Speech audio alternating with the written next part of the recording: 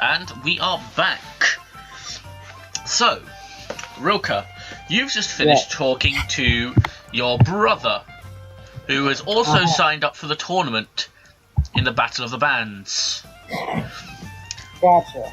The auditions are starting in half an hour. What are you going to do? Well, alright, so I'm gonna sort of mull over what sort of piece I'm doing. Okay, gotcha. Also, my Rilke is sort of very, I'd say Rilke is a tad bit angry at the moment. Because she didn't really show it to her brother, but she is a tad bit angry at the fact he just sort of casually mentioned, like, oh, I thought you were dead by this point.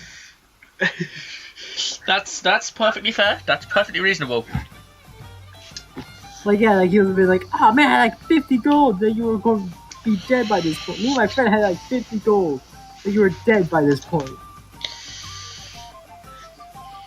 I'm like, yeah, that's not a good way to start a conversation. So she's just kind of seething right now, I'm guessing? A little bit, yeah. She's sort of doing like, she's angrily writing her piece. Alright, and she's scratching out what little notebook. She's scratching out what song she had planned previously in a little journal notebook thing, whatever, and writing a new one. Okay, fair enough. It's raining outside, by the way.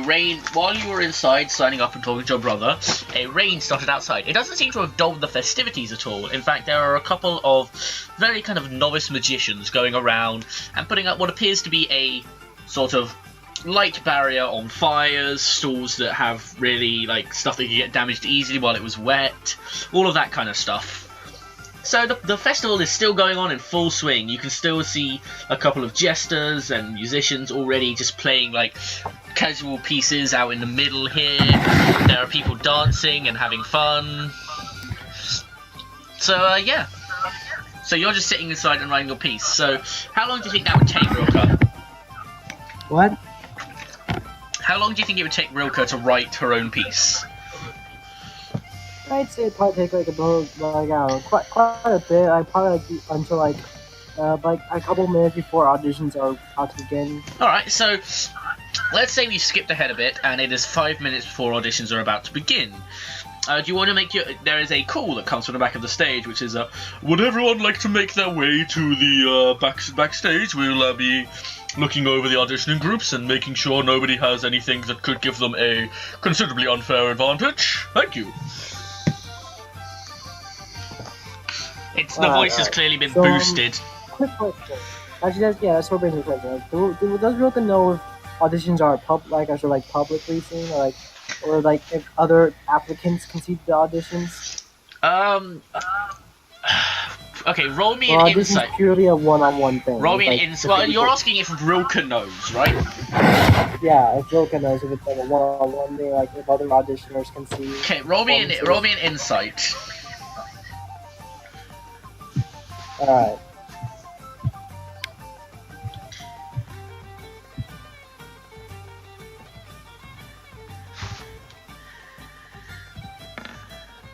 Yeah, she knows that they're done in front of a sort of panel of people.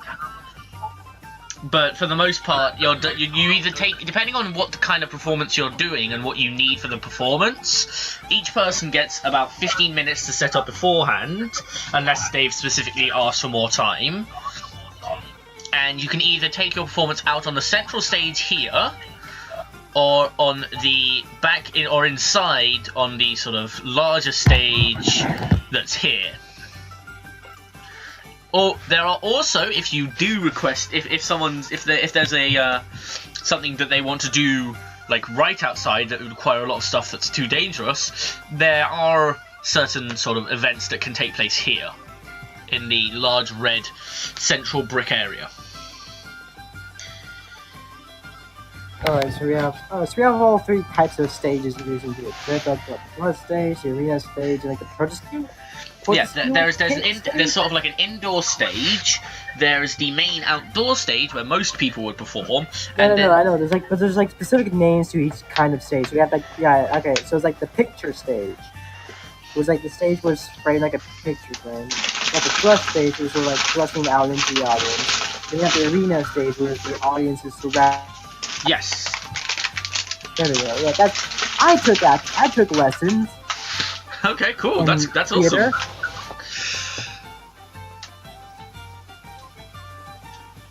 Alright, so like yeah, alright. Okay, so I'd say my performance is gonna be in like the inner stage, in the picture stage. sure. You are. Let me roll for this actually.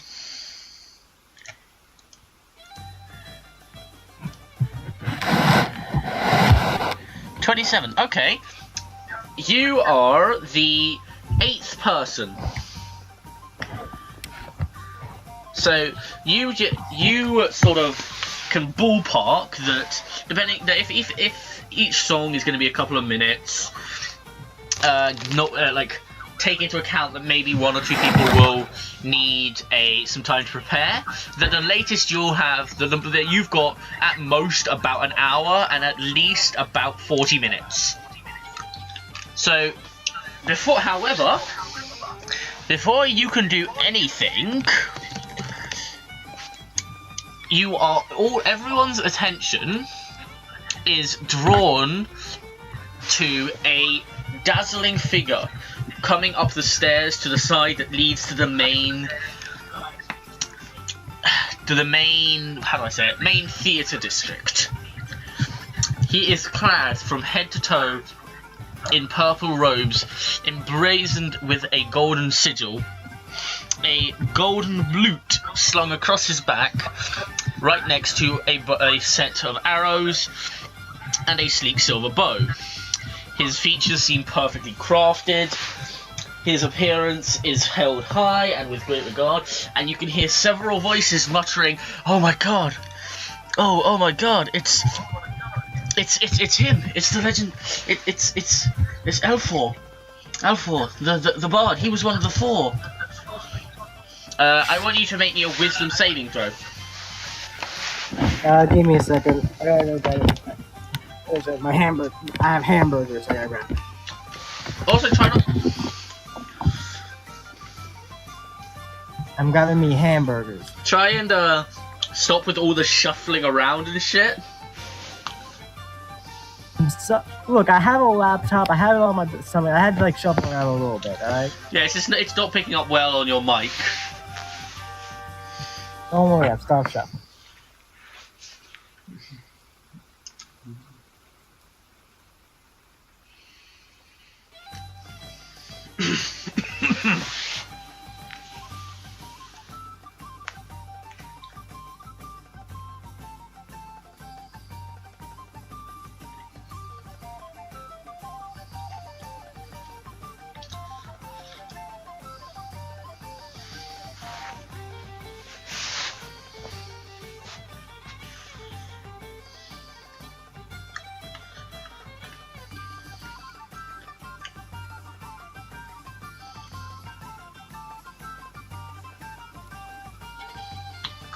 Okay, so, oh man, you have no idea how much I've enjoyed torturing these guys, and I have so many more plans.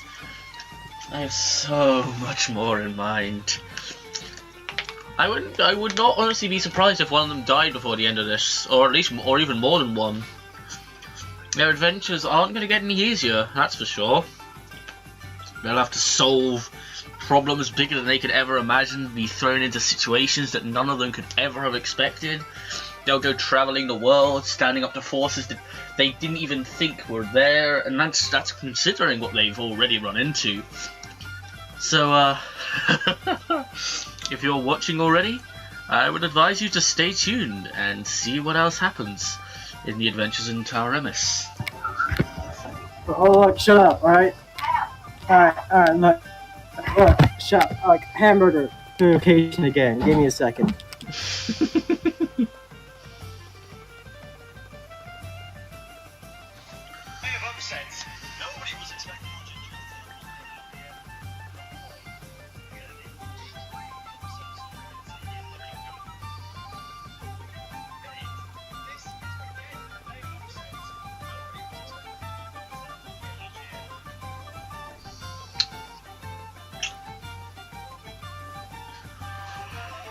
I'll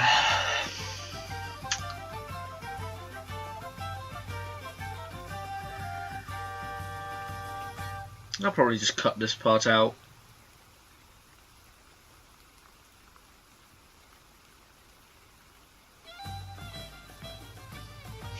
Probably, yeah.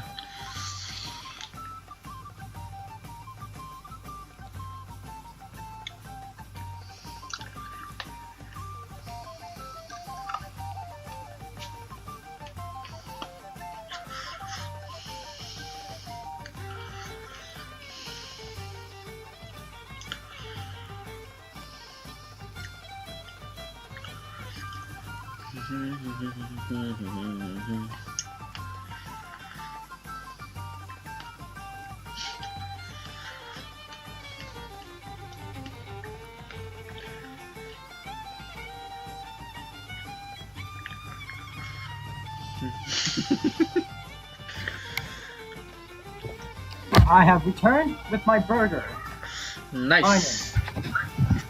It's a nice giant burger with mayonnaise and ketchup and cheese.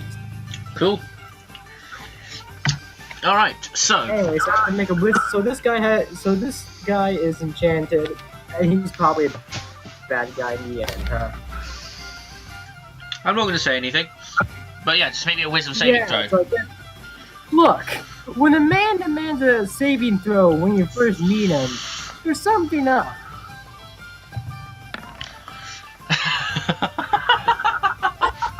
It's okay though. I guess Roka's a fangirl then. Yeah, pretty much. Pretty much, Ruka kind of squeals as she sees him, and she's like, "Oh my god!" It's you're like, "Oh my god! Oh my god!" It's that dude. Huh? It's like, you know the one. She's like waving her fingers to the face, like, you know what I mean? Yeah, Little hand wave, like, oh my god, oh my god, oh my god. Well, it's like I wouldn't be surprised because he is someone who has come up in her adventure novels. He is one of the 4 great heroes who were rumored to have come several decades ago and defeated a great evil that was threatening most of the world. They currently are sort of all across the world, helping people out and overseeing the Isle of Heroes, which, you know, don't worry about. Is it gonna be like, what's the game called? Overlord? Like the game? Where it's like, turns out all the heroes became corrupted as fuck? Which Overlord? The one where you have the minions? Yeah. Like the certain knight became like this lustful fuck who someone was fucked with it. Yeah. Elk became a tree person who basically made a disease. Like, oh yeah, I remember that. Kind of, maybe. I don't know, you'll have to see. But, Yep. So, you're kind of fangirling over him, he's smiling and waving at everyone, making a couple of, jokes at people. I'm just gonna sort of roll a couple of all-purpose wisdom saving throws for the rest of the people around.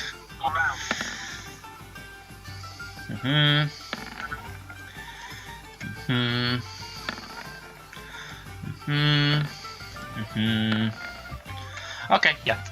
Everyone else seems about the same. If they're not fangirling over him, they're kind of still looking over him with awe. They're like, "Oh wow, that guy! Holy shit!" So, he sits down at the center of the judging table, and the person who's currently using thaumaturgy to boost his voice is like, it sort of calls out, here he is, Alphen Windbow, the greatest bard of our time, one of the 4 adventurers that saved this land, and many others. He will, to our great honor, be one of the judges presiding over today's performances. If this man can charm a lich with only his music, then you know he's probably got good taste. And the voice kind of stops, and the guy sits down and starts just kind of looking over who's there. Alright. This is a broker.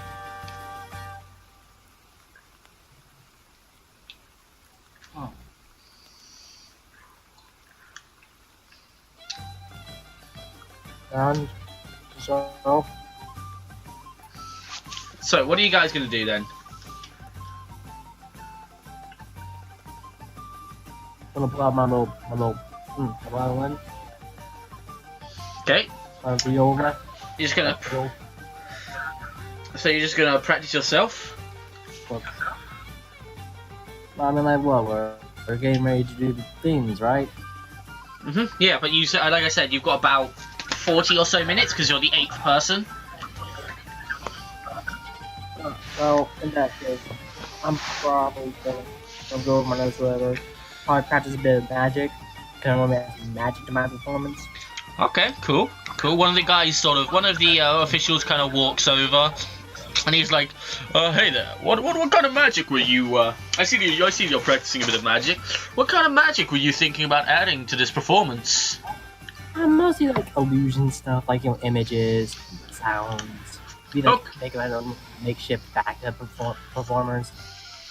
Okay. I just want to let you know that if Alphon was enough, that of course we'll have people watching out to make sure nobody is committing any magic that might try and fool the judges or.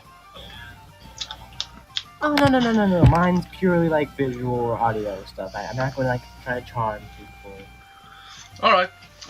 Well, just giving you fair warning. We've had a couple of people try it before. Alright. Okay, so the first group to go up are the elves. And they... two of them are playing on the flute, while the other two are singing almost completely harmoniously. You can sort of tell there's a little bit of discrepancy in their tunes, but for the most part it's a pretty amazing performance as they kind of dance around the stage in a sort of ballroom-esque fashion, all the while singing to the crowd and the audience. So let me see how they do.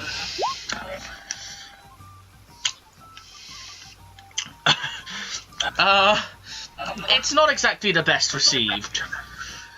I can hear myself echoing really hard, by the way. My bad, I'll turn down my volume. But, yeah, their performance, you can see a couple of the judges writing down a couple of things, but the bard at the front seems, all in all, a little bored, and but a lot of people seem to enjoy it. The next group to head up... The variation of, like, Blank's Got Talent, whatever. Say again? Who's that one, like, really harsh judge who's on, like, every variation of, like... Oh, Simon Cowell? Blank's Got Talent. Simon Cowell? Yeah, Simon Cowell. Do we have a Simon Cowell? That's pretty much the elf. The, Alphon. The bardish, the legendary bard. He's just kind of... He's being very critical at the moment. Okay. Gotcha. The next group to head up are the two dwarves, actually. The ones who were sort of doing an odd kind of rapping style. So they head out onto the stage. One of them sets up his drums. The other sort of picks up what's the equivalent? It's a stone that's been enchanted with thaumaturgy. So speaking against it boosts your voice, or you can have it set up in a stand. If that makes sense. Alright. But, so, they start doing, well, what we would consider rapping, but you've never heard of it before, and they... Oh, wow, yeah. Everybody really seems to love it. It's really, like, unheard of. There's a lot of there's a lot of smoke, there's a lot of cool-looking effects that are going on, as the dwarves are... As well as he's moving around the stage and rapping, the Alphon sort of leans forward. He's interesting. He's never seen anything like this before either. These dwarves are coming at you with this entirely new type of music, and soon they walk off stage to the cheers of quite a bit of the crowd and a bit of applause from the judges. Nobody's sort of stood up yet, but you can definitely see that there was the competition's going to be harsh. Next up is the human with his guitar, and he doesn't really seem to have any kind of special effects or anything. He doesn't seem to have any real magic, anything new or unique. He's just coming up there with his guitar, and he takes. If he really was playing Got Talent, he would be the guy who would win, no matter what. And he takes a seat on the. Actually, no, it had to be like a little girl. A little girl with a guitar, just normal little girl with a guitar. Yes. There. But he sits down and he just kind of starts strumming and singing. And yeah, he's not quite as well received as the dwarves, for sure. But there was but a lot of the audience have gone quiet to listen to him. The Alphon has kind of he's tilted his head a little. He's kind of interested in the way this guy's playing, the way this guy's acting. But he walks off. A couple of people applaud for him. There's a lot of the festival is here. This is not a small city, that's for sure. Iritol, is this Iritol or am I fucking losing my mind? No, this is Iritol. Good. Iritol is not a small city. There are about 600 people up here right now. Like, all kind of crowded. What is it? Like, talent. Yeah, pretty much. Well, this is an event that is from the entire continent. That it takes place in Iritol. But the next person to head up are a group of 4 different. It's a group of 4 different orcs. Well, it's 2 orcs, a half elf, and a human, and they appear to be setting. And they walk out. They set up their equipment, and they kind of start playing. You have one of the orcs is on a makeshift set of drums. The human is playing a lute. The elf is at the front and singing, and the other orc, surprisingly enough, is actually performing some very elegant acrobatic maneuvers around the stage as this is going on. And it's definitely something you never expected to see, like an orc prancing around a stage. It's definitely unusual. I can still hear myself echoing, by the way. Not the half elf? Nope, the orc. I can still hear myself echoing.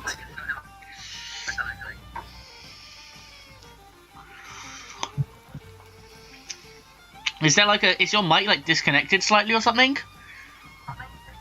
Was it echoing? Yeah, I can still hear it pretty hard. Oh, it's because I'm using a laptop. Like the laptop mic is just near the speakers and whatnot. Okay, fair enough. You don't have a mic to connect to it, or? I have one, but it's a really, really bad mic that I would rather not use at all. That's fair. I mean, it'd be good. Have you been using this the entire time? We just haven't been hearing it because it's been drowned out by other people, or? Oh no! I've been using like this is like my laptop or whatever. I usually try to play this on the computer. And you can't. That's a better mic setup, whatever. But you can't right now because. I can't right now. Okay, fair. We'll just have to deal with it. This is just like a bonus episode anyway, but they sort of play. They're all kind of playing together, and yeah, theirs isn't that badly received either. It's not like it doesn't have anybody standing up and applauding. A couple of people seem interested, and at the end, out of the 600 people, you get about 100 or so applauding. The bard, however, Alphon, seems kind of disinterested in this one.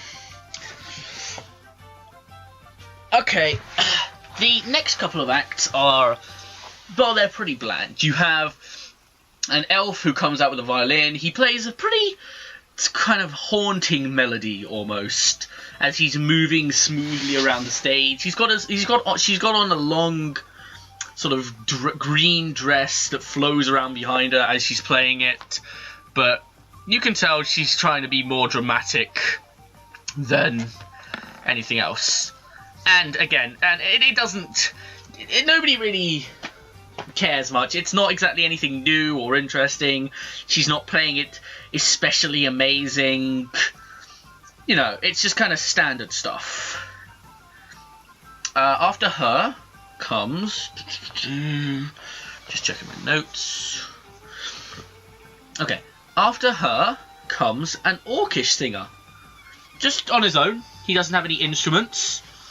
And he kind of steps forward. He pulls the thaumaturgy stone up to him. And he starts singing in this great, beautiful bass voice. This deep, rich opera. Kind of belting it out across the stage and everyone nearby. And unfortunately, halfway through his performance, his voice breaks horribly. And he sort of starts cracking up and can't really... And he starts hacking and coughing and sort of lifts a finger, and before long he's sort of walking off stage, and we're saying that, like, and they're like, oh, he'll be performing later, So, following him, you have a group of... You have a group of gnomes. There is about 20 of them, funnily enough, and these guys all head off the stage and over to the large red area in the centre, where there are a great deal of different kind of apparatus and items set up. And it seems like they're definitely going for something more interesting this time, this group. So you have you have one gnome right at the front pull out what appears to be kind of a book, and he starts reading but also singing. Like he's singing a story, and in the background you can see all of these different gnomes sort of climbing and swinging and twirling and dancing along to this story that's being told. Like, it's definitely an interesting one. It's definitely a rather fantastical story. It's definitely something unique, but you can tell that this was something incredibly ambitious.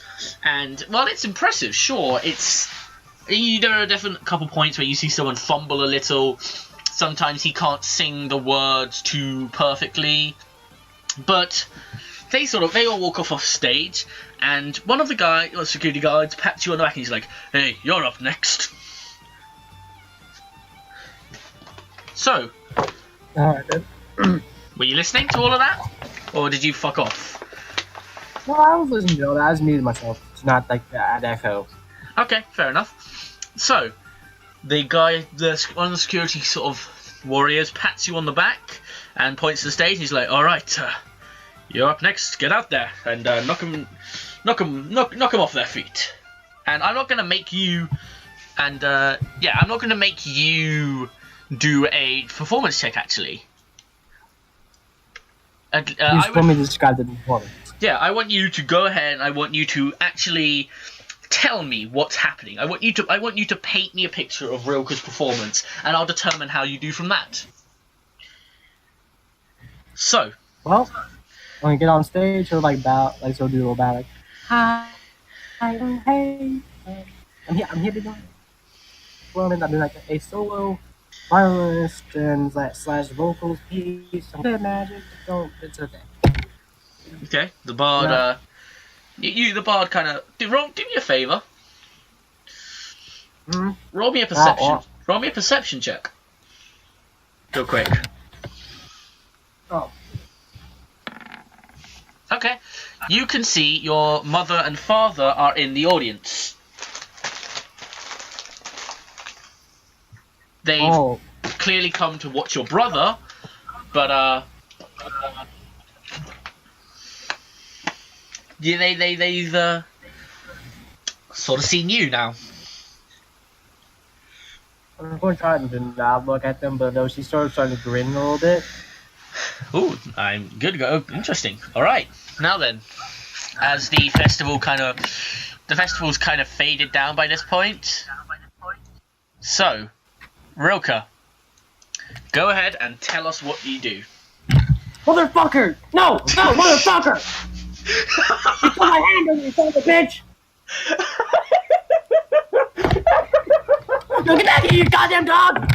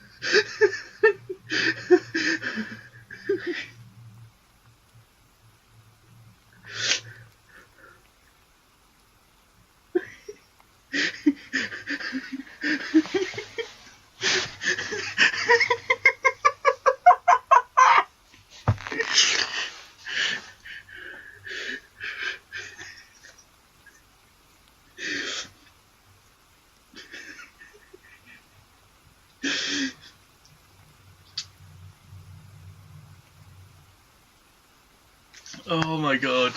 That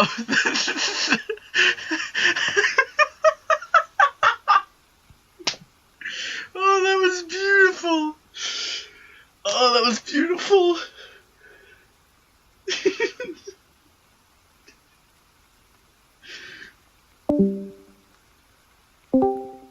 Hey. I'm back. Okay, yeah. Hey, how's it going? I had to go punch buttons. Don't worry, her ass is beaten, and now she's hiding under my bed. What the fuck happened?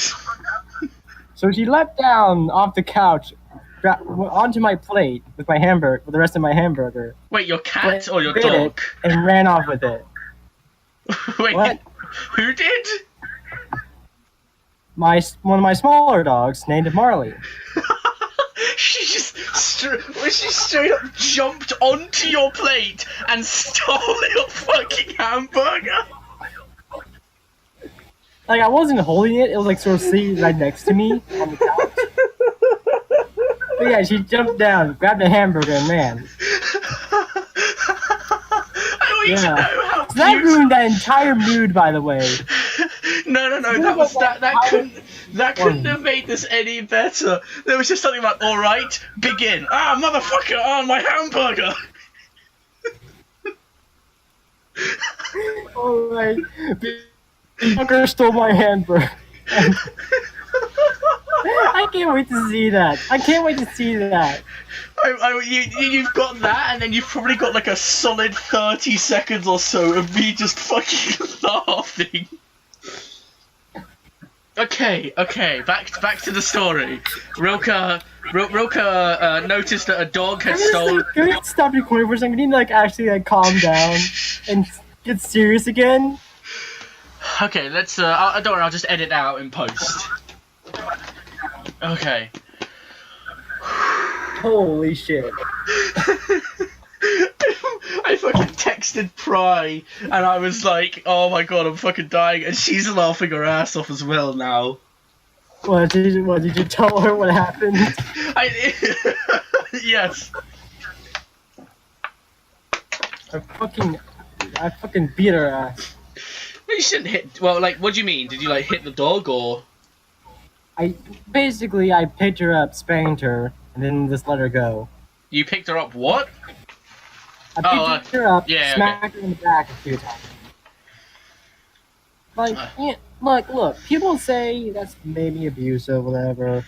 It's not like I'm actually harming them. Like, I'm not actually forcefully just beating the shit out of them. No, yeah, no, I hear what you're saying. I hear what you're saying. It's like, it's like doing with if you're doing it with intent to discipline and not intent to harm. I think that's I personally, as someone who's had it's like doing with a 5-year-old. You know what I mean? Yeah, as well, you shouldn't hit kids either. I'm not advocating that.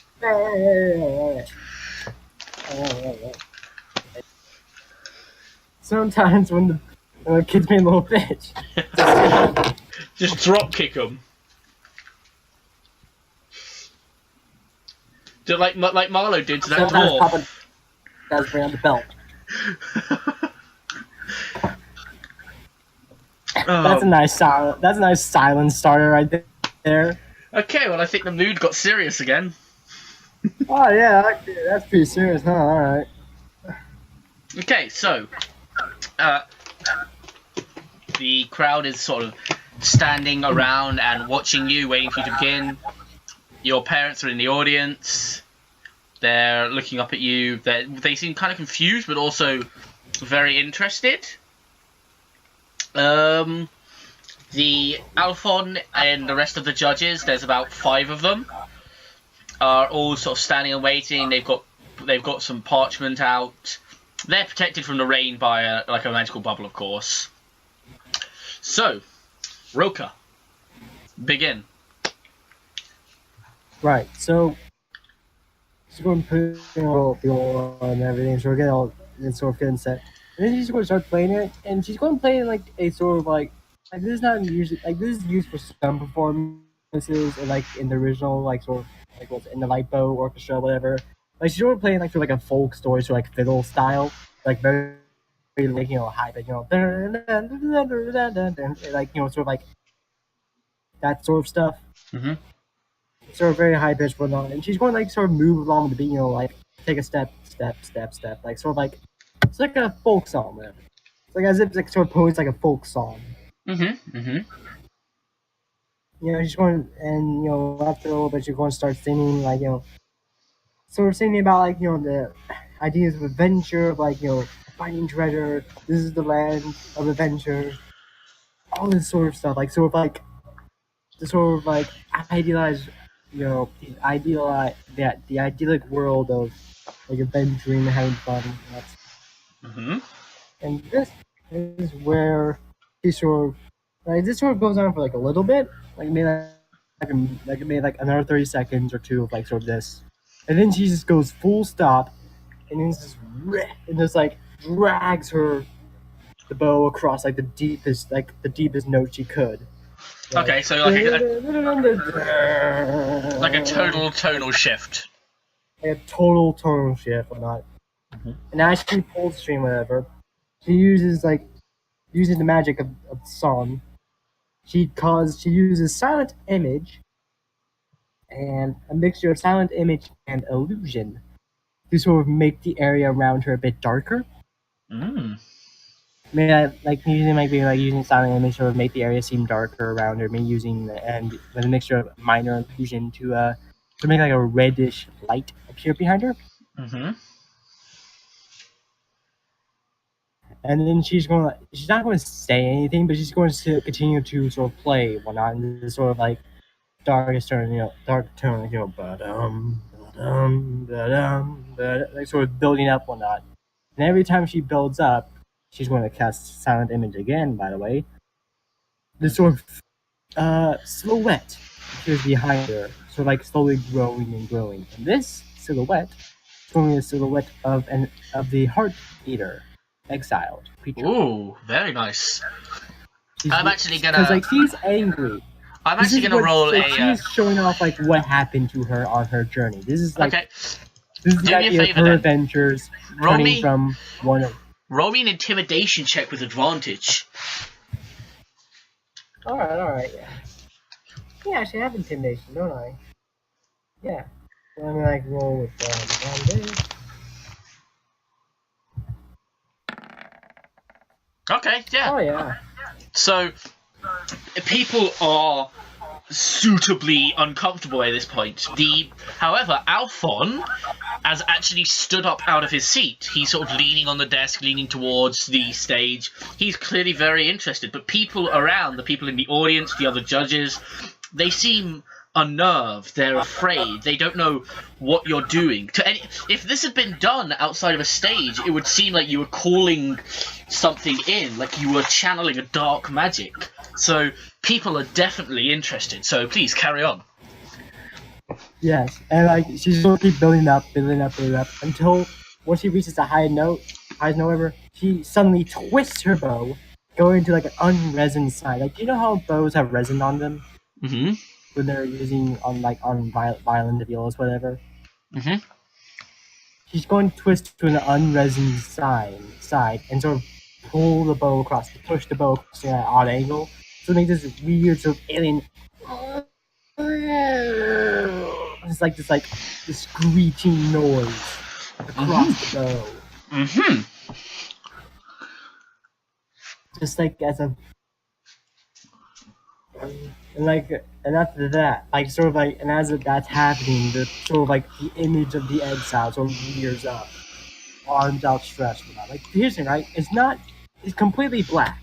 Like it's not actually the exile. Like exile looks like it's completely black silhouette of the exile. So both arms are like in the air, reaching out as if it's about to attack, like Loka. Before she sort of quickly like sort of quickly ends it off there with a quick from scale from the highest to bottom. You know. And it's just, and so I'm guessing the illusions and such fade, or do you want to kind of? Yeah, like just like stop, like as if like as the scale goes down, sort of all of a sudden, sort of really quickly, sort of goes like puffs. Everything vanishes. And then she's going bow. Okay. The Alphon immediately starts applauding. He is on his feet right now, and he is clapping at you very quickly. And while the other judges in the audience seem a little sort of perturbed at first, after a couple of seconds, they start applauding for you as well. They start kind of, and you have damn near everyone in the audience sort of on their feet and applauding that performance because it's like nothing they've seen before. And your brother is watching you as you exit the stage, and he's just he seems impressed, but you can see that there is a twinge of like concern in how he's looking at you. Yeah, because I was about to say I should have explained to him like here's him with Vilka, right? Vilka's like there's been a few like sad or somber performances in like the group, but Vilka's never really been a part of those sort of sad or somber appearances. Yeah, like, that's why that's the original half. I figured that's kind of why he's concerned because he's like he was expecting you. Like he was expecting you. He would have put money. The whole thing, right? Yeah, he would have put money on you being like, oh yeah, she'll perform something upbeat and fun and happy or something like that. And so this has kind of shaken him to an extent, and he's not quite sure what to think of it. As she sort of passes him, because like she sort of slightly whispers, "Stop that." Roll me an intimidation for that. Do I get advantage? Yeah, you do. Oh my god. Yeah.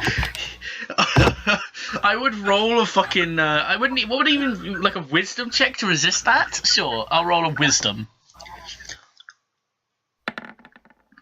Yeah, no. He's kind of... His eyes open wide and he's kind of shaking a little. And the other two halflings he was talking to are kind of crouched behind him like, what the fuck, that's your sister? And she's going to calmly strut out, like, yeah, I did it. Yeah. So like on the outside, she's kind of like on the outside she's all calm and collected, but on the inside she's like, yeah. Suck it. Fuck you. Yeah. Eat it. Okay, so where are you heading now? So where are you heading? You heading like outside of the place? You're gonna join the audience? He's going to quickly sort of head outside, sort of like just let out a giant breast, like lean against the wall, like, okay. Right, we're going. Where are you leading? You're like heading down one of the alleys to the side of the. Yeah, like she's right on the other side, like sort of leaning against the wall. All right. Okay. Okay. Do me a favor. Do me a favor. Yeah. Roll me a perception check. Okay, it's going with the guy, isn't it? Who? I got choppers. I said, it's that isn't it? Like the fucking Mr. Superbard. Actually, all of the sound coming from the festival and everything in the surrounding area cuts off. Apart from a slow, sort of almost mocking applause. As you see a figure. He seems to be dressed You've never seen him before. You couldn't pick him out. You couldn't pick him out from a crowd. If he was on a lineup, you wouldn't be able to discern him. He seems completely and utterly average. And he sort of walks towards you, and you can notice, however, one explicitly discerning feature about him. And that is, he has a pair of glowing golden eyes. Oh, was that? Oh, I think it's time for Rilke to run away. Rilke is going to book it. She's not taking chances after the whole mayor thing. Okay, you immediately turn to run and find yourself face to face with him. Okay, hey, hi. Hello. Hail there. So, oh God, that was quite the performance you put on back there, I gotta admit. I'd never seen anyone put on anything like that, and definitely not with silhouettes like those. Yeah. Yeah, I saw them on adventure. You know, creatures like that on adventure and whatnot. And yeah, he sort of slings an arm around your shoulder, kind of starts walking down the alley with you. You have to reach down to do that, by the way. Like he's not. Well, no, he's reached an arm down just to put it on your other shoulder. He's not he's not squatting down so he can wrap it around. He's holding your other shoulder. And he sort of starts walking forwards with you, and he's like, well, if you've seen those guys, I can't help but think you might be just the kind of person I'm looking for. Oh, really? Yeah. Oh. You seem like you might be just the kind of person I'm looking for. You can, I mean, the people I know, the people I hold close to, they've taken to calling me Honey Eyes. I mean, I guess you could probably figure out why. It's not exactly a tough kind of decision, but don't let that don't let that put you off. Let's just say we share some similar interests. You've been told by some people to get rid of a certain group of, shall we say, miscreants who've been causing a bit of issues for you and, funnily enough, for me as well. So, I want to kind of offer you a deal, if you'd be willing to hear it.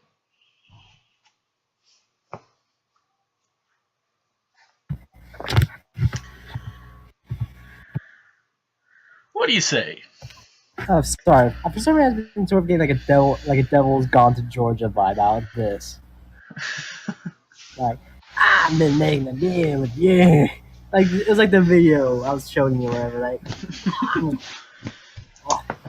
But he kind of looks down at you, and his eyes glow a little, and he's like, "So, you willing to hear about my deal?"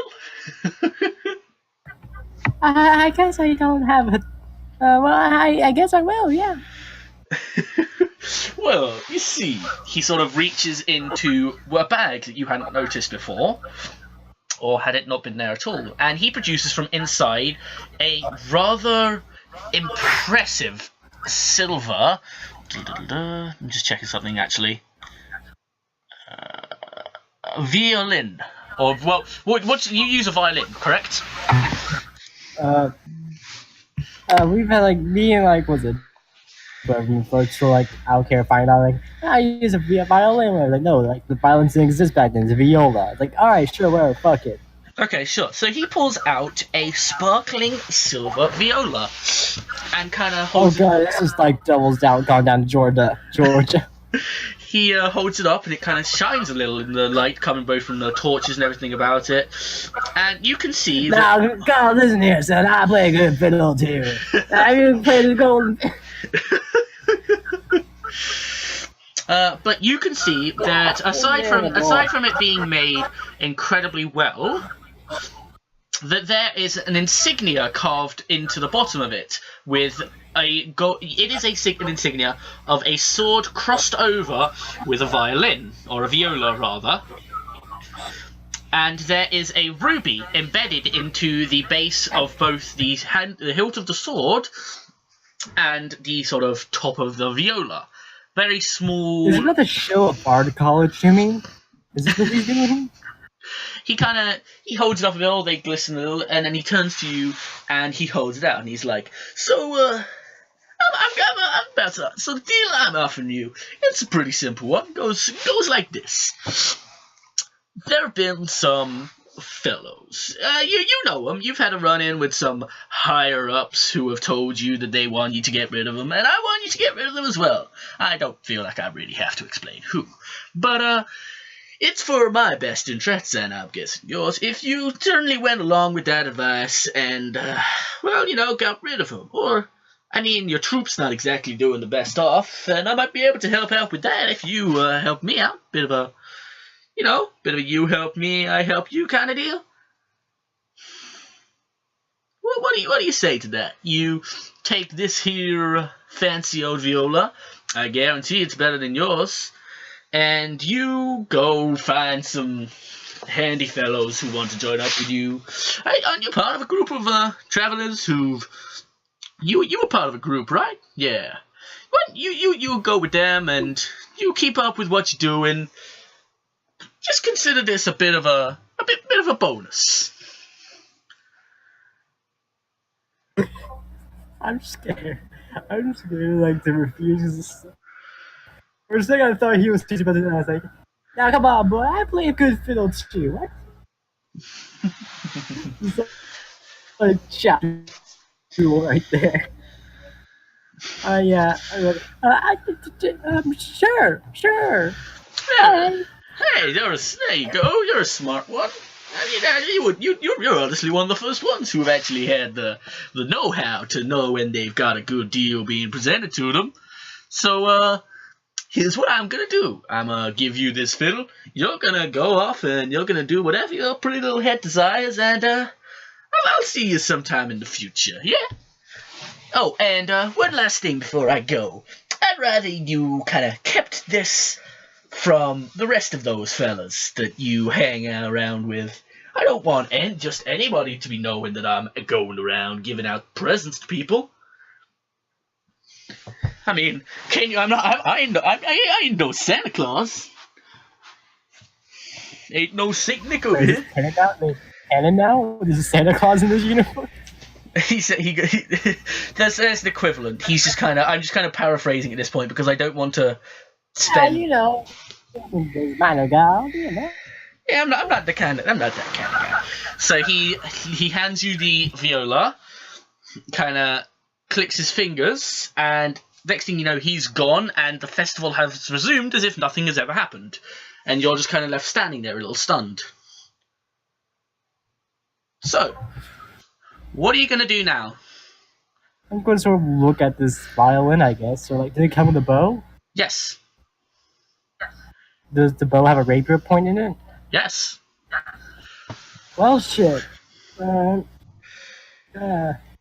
fact, it seems to be even better tailored, better than your other one. Like, while your previous bow rapier was a bit of a more shoddy job, it seemed to be just a rapier that had been. The other one was made by herself.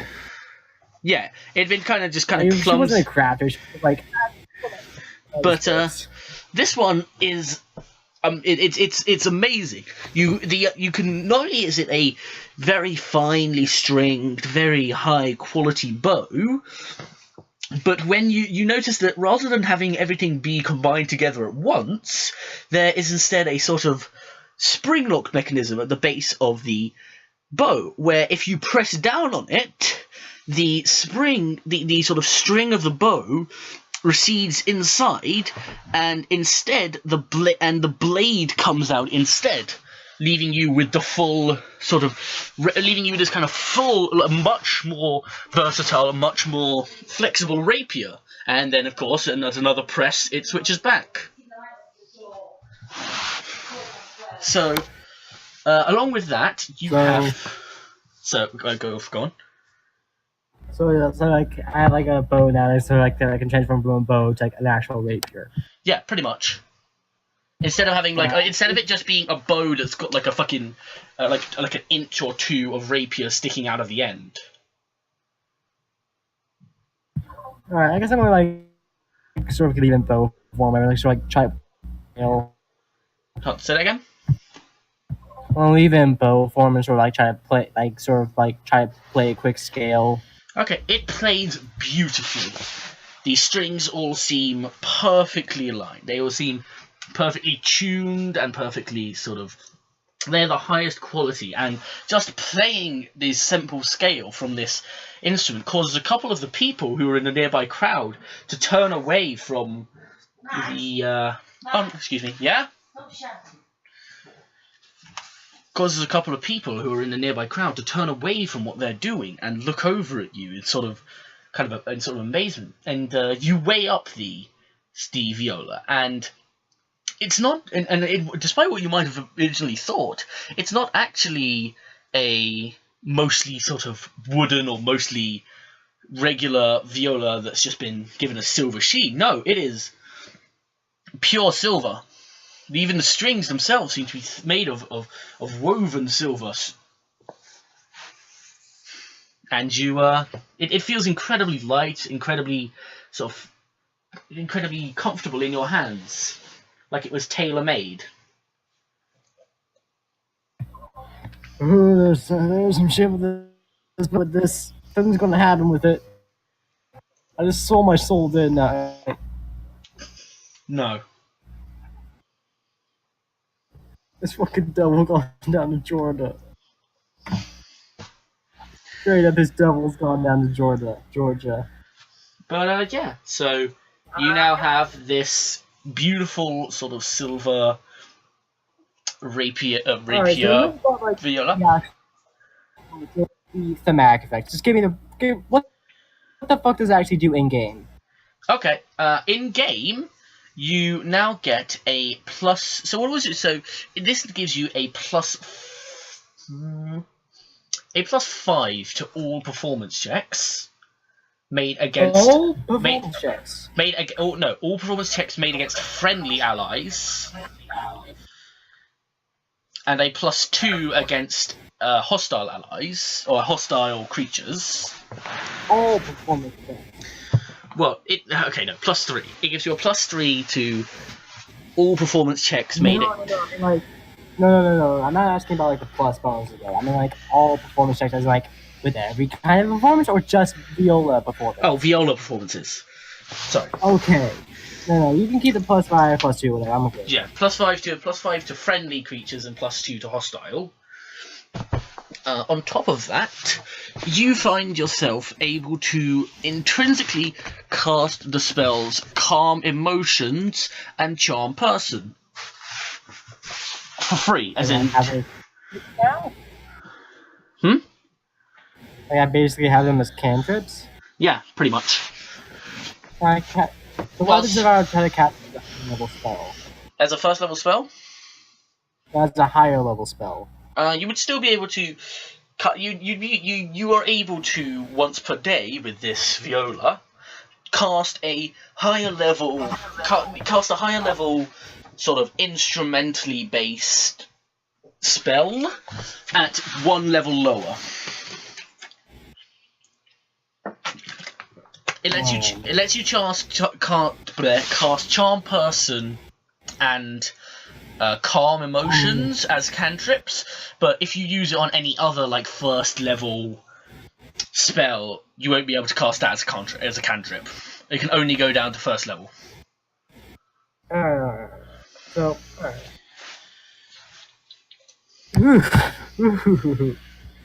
Okay. Does that mean can I replace my Can I replace Charm Person, or do I just keep that? Say again? Can I just replace Charm Person on my spell list? Yeah, you can as long as you've got this instrument, you can essentially. It's the DC that they have to make for the saving throw becomes like lower if you're using this. Like knock 3 per like for for Calm Emotions and Charm Person. The DC that they have to beat for this instrument, if you're trying to cast it using the instrument and make them a cantrip, is 3 lower because you're just using the instrument rather than a spell. But like I said, you can still use them as a cantrip.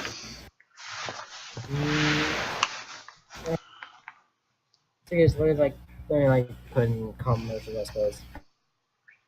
So, oof. So this is going to surprise you others.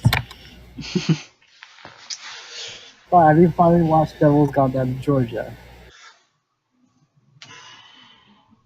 And that was like a little outro piece for this like segment.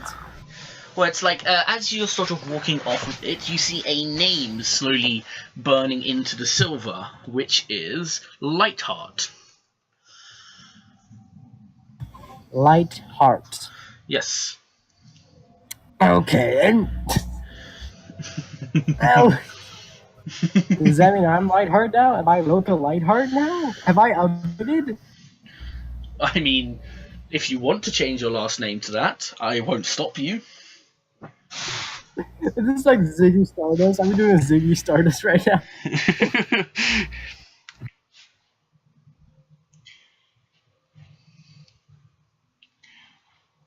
Okay. So, what are you going to do And next? to have as a performance name. Now, like as a performer's name is Rilka Lightheart, but as a normal name is Rilka Lightbow. Sure, that sounds good. Yeah, I want to do that. Now Rilka Lightbow, the performer. Yep. On stage.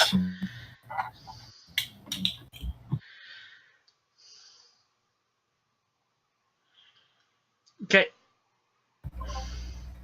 Oh man, I can't believe you fucking told Fry about the whole dog thing. So, what's Roka going to do? So, you're walking off with this new viola and sort of bow, rapier. What are you going to do Yes, now? I have to go to dinner, don't I?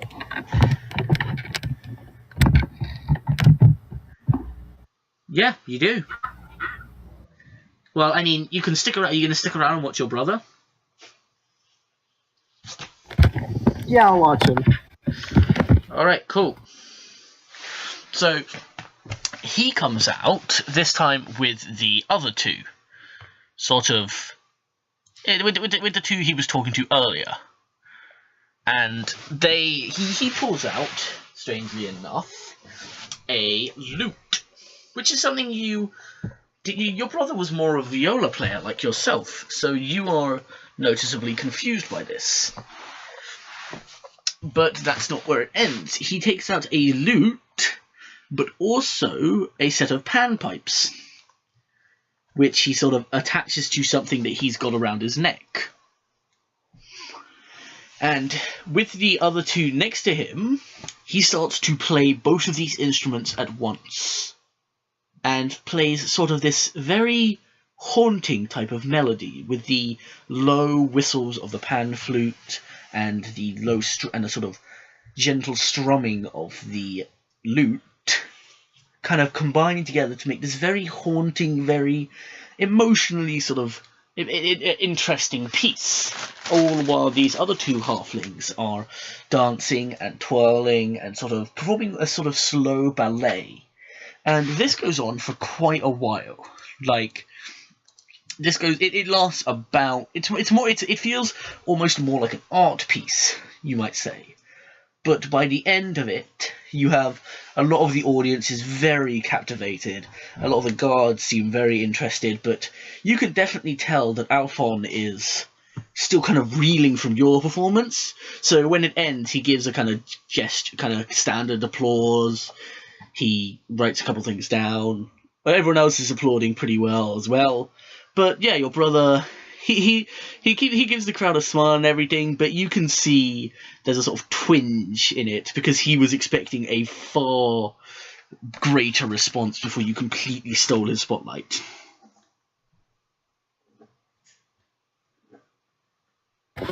Oh man, this is great. This is great. I didn't expect you. I was hoping I was hoping you would do what you did. Like, how you like just describe the form. Because here's right. This is what happens, right? I usually describe the great big thing, American games, whatnot. And then once I actually go to roll, it's always a nat one, no matter what.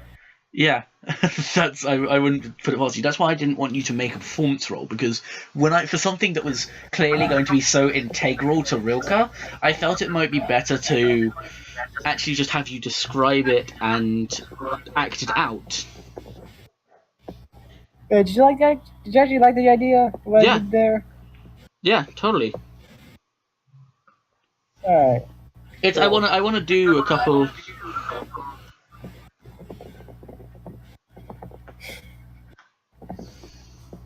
Yeah, I'm still stuck with the idea of like, oh, you got music for some reason. Yeah, like, Oh, there you go. I don't know why it's doing that now. say again. I don't know why it keeps like wasn't meaning you, like and like not meaning you, whatever. I don't know. That's weird. But yeah. So you see him sort of come down off the stage, and he walks over to your parents, and they kind of look around. So I'm going to roll a perception check. Oh yeah.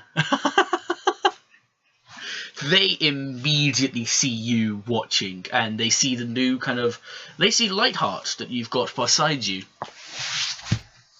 Right now, or is it like, how are you holding Lightheart? I wouldn't say I'm holding. I sort of have it in my case right now.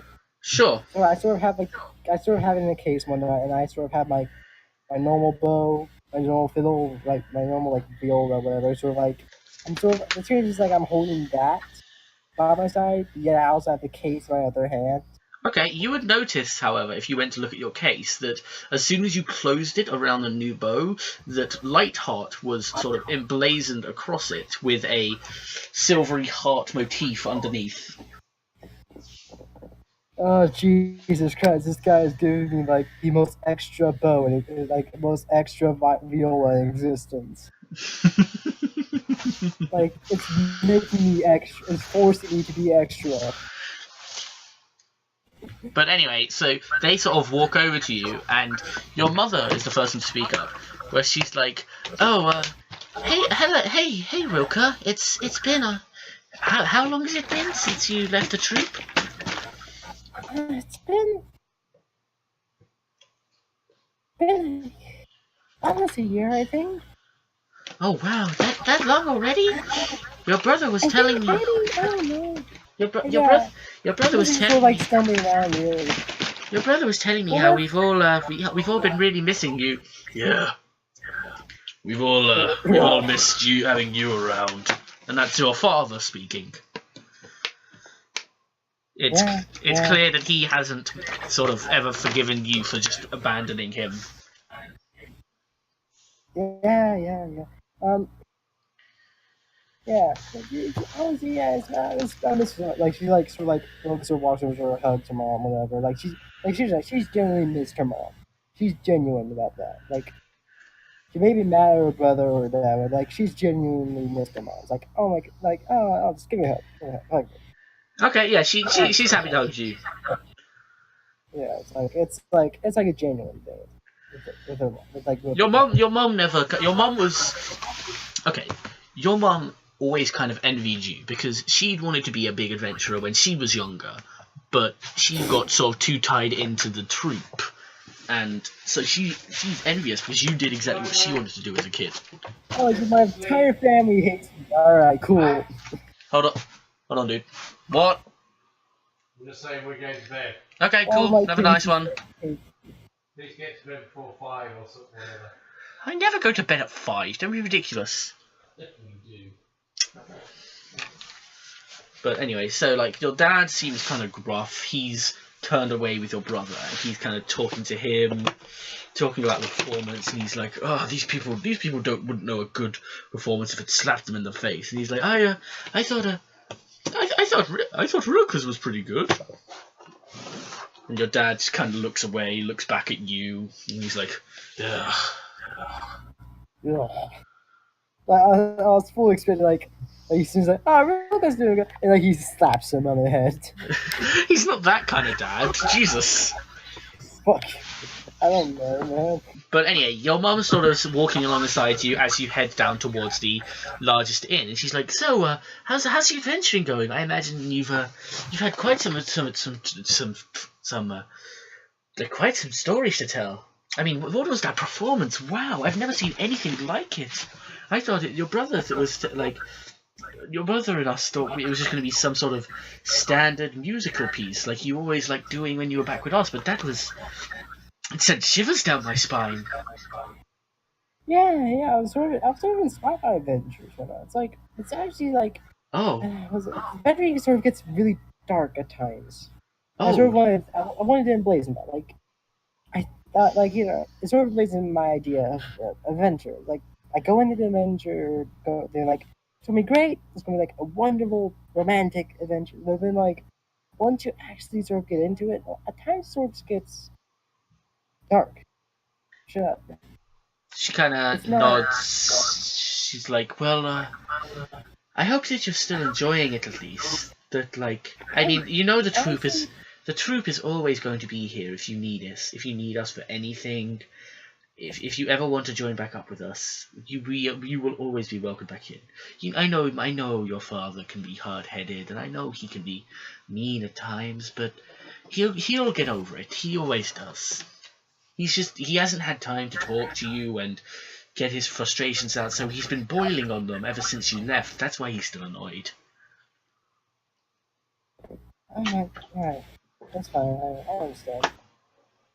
Look, okay, let's all have a nice dinner, and then maybe then afterwards, you and him can go for a walk, and you can vent your frustrations and enjoy the festivities together. And then maybe when you get back, we can talk and see if you want to join the troop again. I know something like that show you just did would put us right back up there on the newspapers and in the entertainers board. We'd have people clamoring around we'd have people coming from all over the world to see our performances if you were able to do something like that. Can you imagine a whole group of us performing sort of our own little shows like that all at once? It would be amazing. You can tell that at this point she's a little bit starstruck with what you've just done.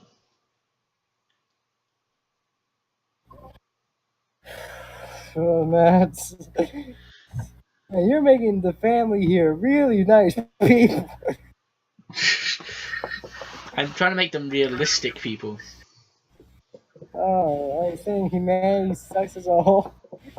I'm going straight into that. Is this our topic of the story Oh here? no, she legitimately cares about you, but like, you know, All right. she's been kind of she's kind of enamored with the thoughts of your adventure and how she can get even a small part of that.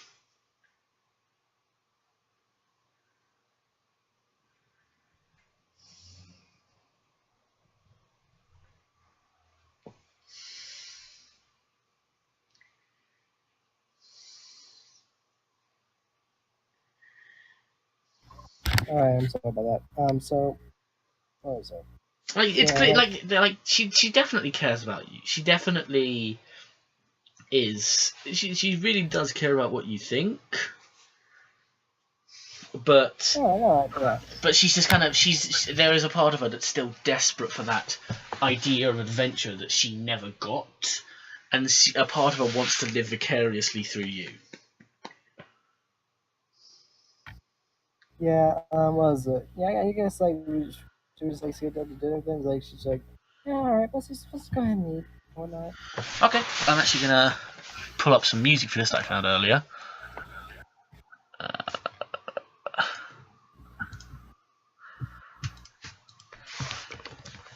Or like so you're listening, or you thought you want to put some music. Okay, was this the one? What are you looking for? Yeah, Dragon, what are you looking for? just this.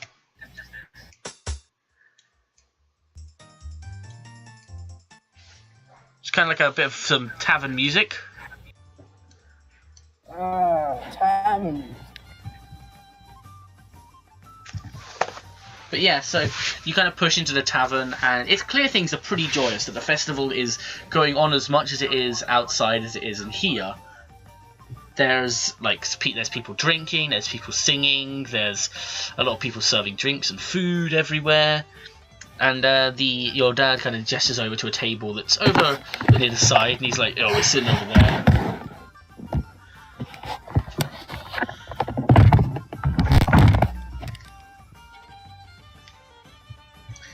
But anyway, he kind of. All right, yeah, sorry about that. He kind of gestures over to the side. Yeah, I'll follow them. I'll follow them in the table, whatnot. So like semi-violin case down, viola case, violin, viola. But yeah, so you say I the actually violin. played the violin when I was like 7 years old. No, cool. I play guitar. But anyway, you sit down. A waiter comes over, and he's like, "Hey there. What can I get for you guys? You enjoying the festivities?" Just gave me like. What did they like? I don't care. What did they serve you? Like, what did they kind of say again? Well, it's funnel cake. I like a funnel. Sure. We usually have mains and starters and such. We're not just like a. I mean, do you want me to go and get you a menu or? Yeah, just give me a menu. Yeah, that'd be nice. Okay. So he kind of, he looks over the others, and they're like, "Oh, I'll get some menus as well." So he disappears off, and you're sort of sat around the table, and your mum's like, "Oh, so Rilke was telling me that she's been on quite a lot of adventures, and that they're not really as what she thought they would be, but they're still fun, right?" Yeah. You know what? Yeah, they're fun at times. Yeah. And the Dad's like, "Yeah, I'm sure they were fun enough for you to run out on us for." And your mother's just like, "Richard." No, it's fine. We should probably address this right now. Look, Dad, here's the thing, right? Even though I may have ran out, ran on adventures, and look at the end. Maybe I can do this, right? I can do it. Like, she sort of picks up like her normal. She doesn't like pull out like what's it, light hardware. She picks up her normal, or whatever, like, so like plucks a few strings and like little like, what is it, like the little like illusion happens, like little lights goes across the finger. Like, see, look, I'm learning something. Are you established this? I don't care. I don't care that you learned something. What you did is you went completely against what wishes I had for you, what I wanted you to do in life, and you decided that you would rather throw yourself out into a world where you have no control. You have no idea what would happen. We thought you were all dead. Do you know how much of a surprise it was to see you alive and up there on that stage?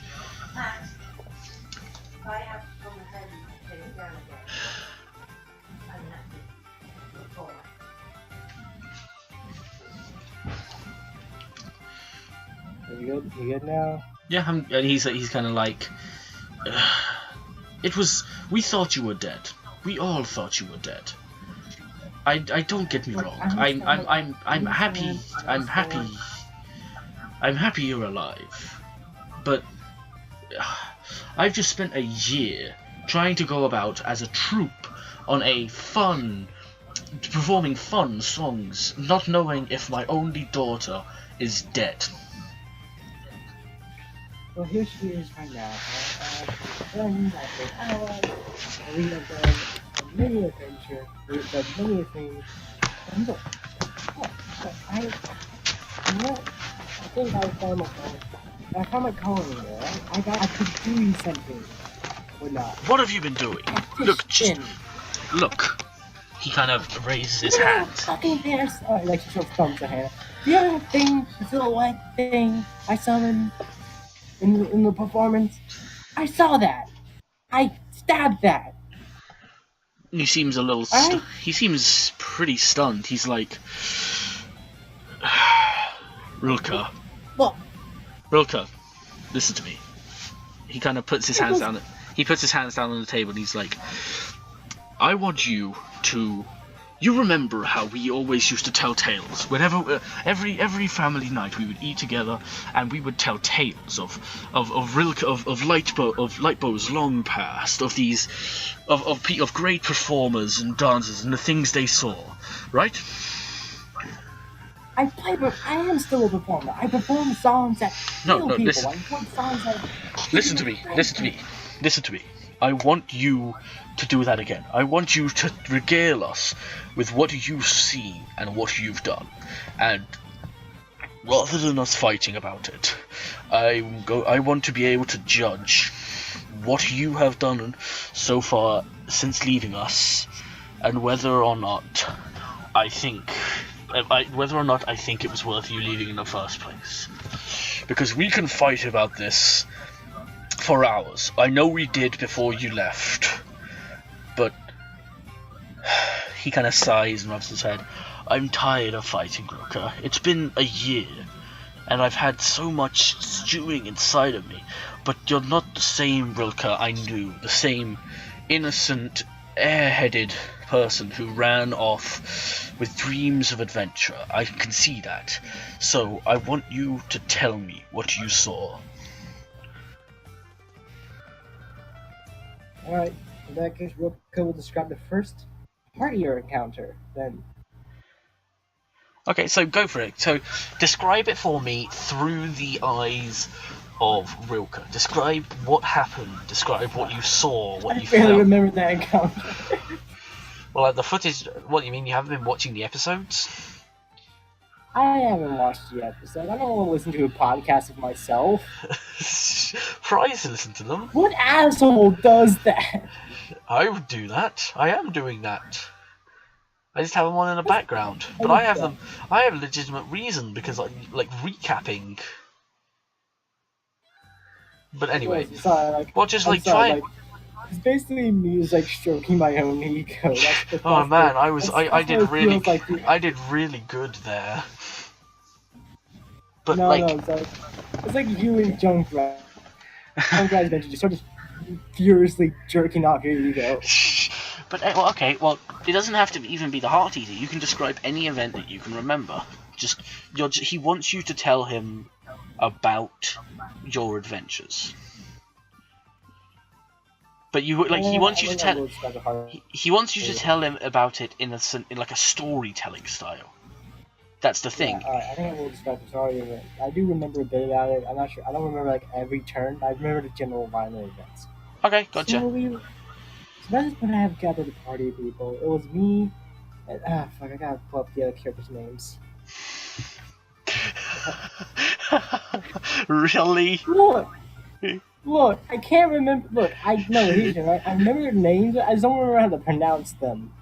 Sure. Okay. Like Marves. What is Marves' name? Maravis. It's like imagine there's an E between the M and the R. Maravis. But then just like say it quickly. Maravis. Yeah. So by this point, it was me. A good tiefling cleric, and a man of faith by the name of Maravis, a barbarian sort of fighter-ish person, an orc by the name of Marlow, and does he even, would Wilco even know what the race is called? What, of, Stakilix? Stakilix. How old is she? She's like... What was Wilco's age? 22. Okay, yeah. In her lifespan, she would have seen a lot more Stakilix, because, like, around when she was born is...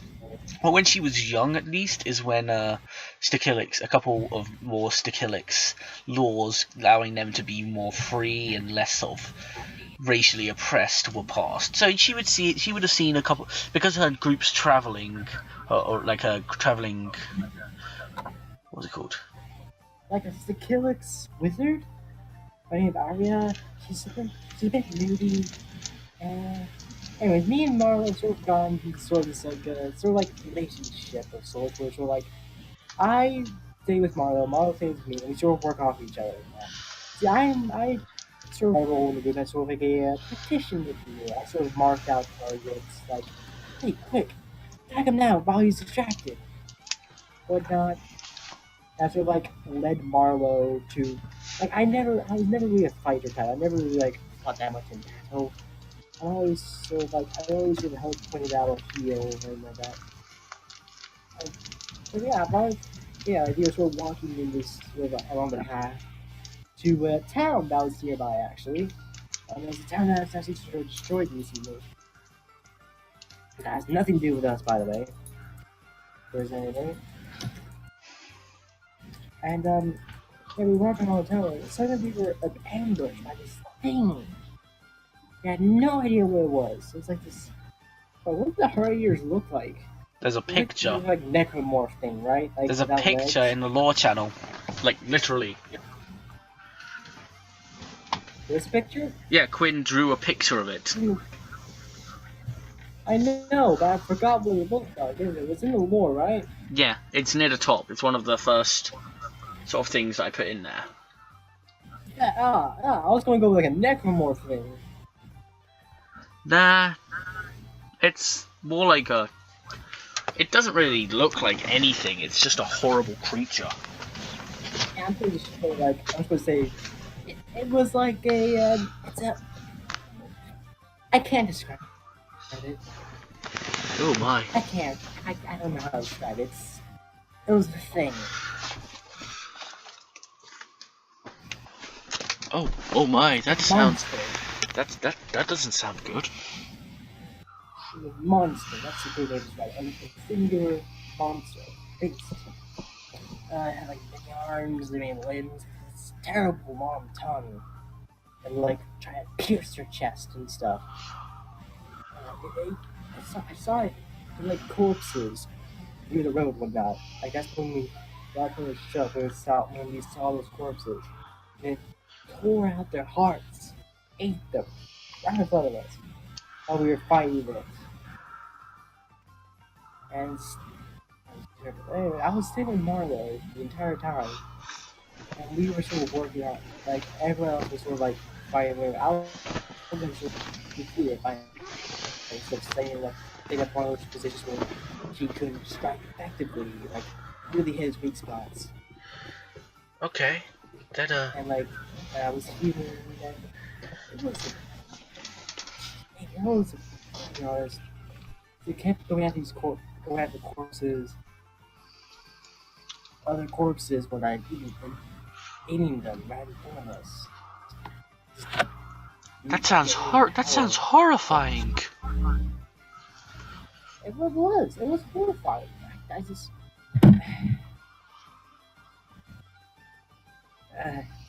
eventually we did kill it. I forget. Did the Hardy when it died? Did the Hardier actually like? Is this just a corpse? Did they stay or like they like burn up or something? Say that again? When the Hardier died, did it like actually burn up or something? Or No, it exploded. Okay. Okay. The first thing is Here's a bit of advice. Bit of like advice. Everything that belongs to the exile doesn't explodes up there. It doesn't belong in this kind of world. So when it dies, it doesn't die regularly because where they come from, death isn't exactly a thing. Like, so when they die, it's more like they're melting out of this reality.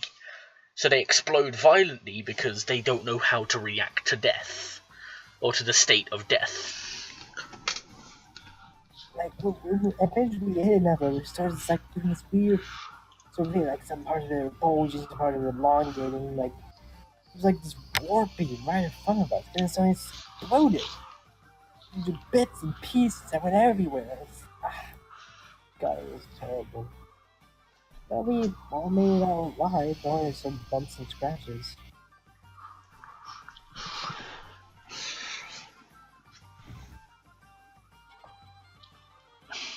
Yeah, that's crazy how I fought that. Oh my, that sounds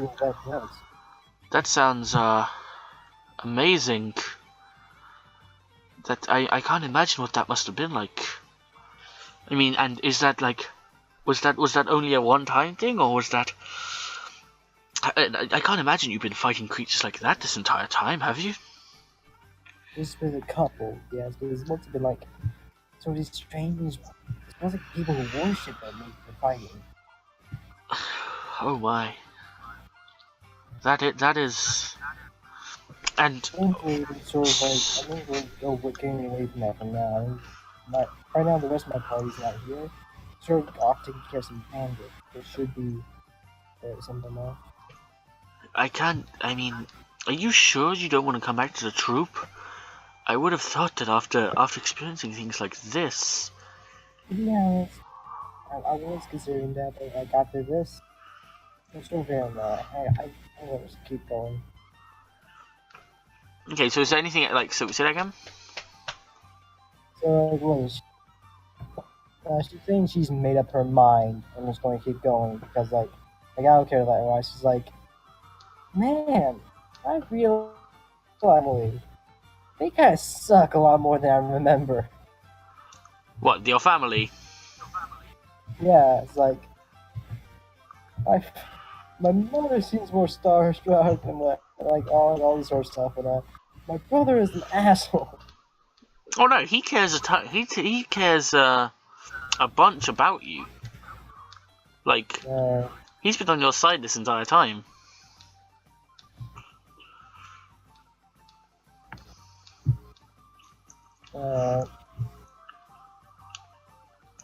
So what are you gonna? So like they're kind of looking at each other. And he's like, so what else? What else? Have you done anything else since that time, or? There's been a couple of countries, but I don't want to talk about them exactly. Oh man,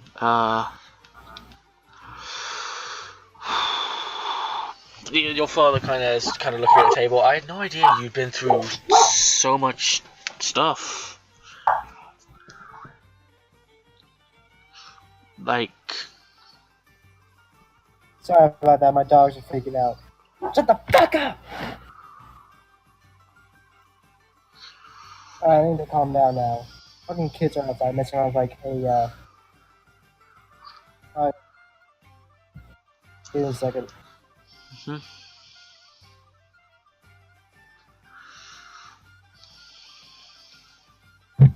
Yeah, I need to turn on the light. So. A lot of things are happening at once here. Fucking goddamn.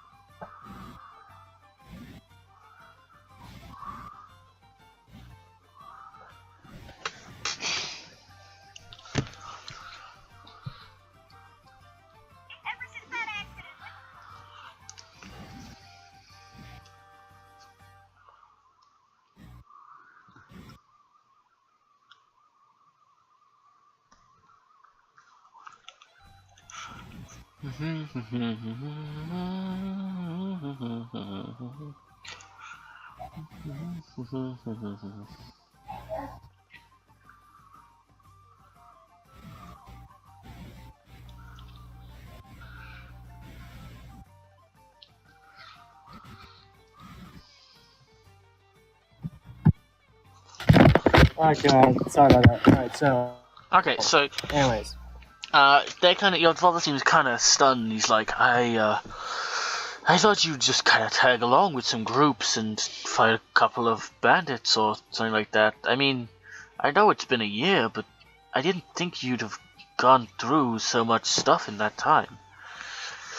I don't know how to feel. On the one hand, I'm proud of you. I feel like you've really grown up. You've realized that life isn't this fantastical, beautiful adventure, and that it's actually a lot tougher than that. But at the same time, now that I'm hearing what kind of things you're going through in this life that you know isn't some big adventure, I'm worried about you. I don't really know what to think about. I mean, when I saw you performing that up there, I almost didn't recognize you. You weren't the same Rilke I know, or the one who left a year ago.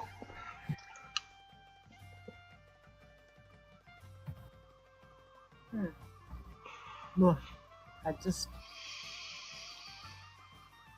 point, I'm too deep into it. I can't go back. I mean, yeah, you are, but unless you want to tell them that. No, I am saying that. Like, I'm too deep into it. I can't go back at this point. What do you mean it doesn't? You're too deep into it. Is there someone keeping you there? Are you trapped in this, or? I mean that. There's a certain like mindset you sort of take on. Like, there's like a certain like. You can't just go back after what I've seen. There's no like pretending or anything like that. There's like you can't. I'm at a point where I can't go back into just go into the troop and be happy. I can't. There's no way I can do that right now. I had no idea that it was so. It's just how it is. I'm sorry. I mean, I'm happy for you. I'm glad we got to talk, and I'm glad I was able to take the time to realize that you're not my little girl anymore. If you've been through what I think you've been through, then you're doing more than I ever could, and I'd love to give you something, but I came here with the intention of bringing you back with us. When I offered to take you to dinner, when my wife offered to take you to dinner, I thought it would be to take you back with us, but trust me, if we ever run into each other again, if you ever see the troop, or if you see us, just come eat with us. Bring your friends as well. I'm sure we'd all love to meet them, and they'd love to meet your family, and I'll be able to give you something then. Something I think I should have given you a long time ago. I will. We'll just eat, and we'll talk a bit. How's the troop been actually? You haven't said much about it. The waitress comes back and hands you all a couple of menus, and then walks off again. And your father's like, "We've had a couple of people leave. We lost Talia. We lost Andia, but we picked up a couple of people as well.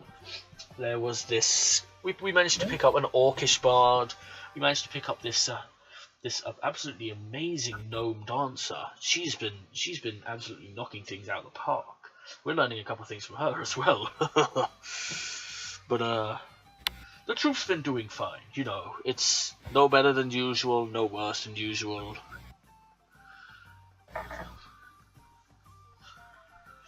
There was a while where, after you left, I and all of us missed you. It felt like there was a hole in the group, and some of us, like your mother and your brother, filled it with care for you. They filled it with wondering what you were doing, and I'm not ashamed to say that me and a couple of others filled it with resentment. We hated you for leaving like you did.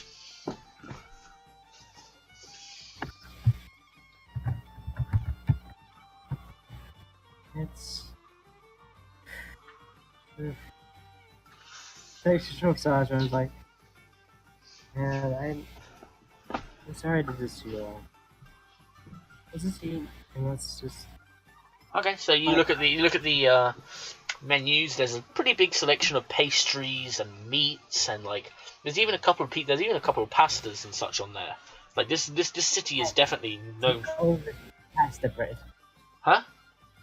So it's like, sorry, it's like a reference to something. It was like this, it's not a D&D pattern. It's like this one guy who hosts his own game system called Unforgotten Realms, whatever. Like, or something like that. It's like not. It's not D&D or based off D&D. What's like the name's based off a D&D path, or whatever. Like it's called Unforgotten Realms, whatnot. And like there's like this one joke item they made called Elvish pasta bread. It's like the game's version of pizza. Okay. I don't know why to say. You said like, oh, there's a couple pastas. That just popped into my mind. It's like, ah, yes, Elvish pasta bread. Sure, you know what? Fine. Yeah, there's Elvish pasta bread on the menu as well. Oh, good. I should show you. I want to link you to that. I want to link you to them so you can like watch on their VODs sometimes.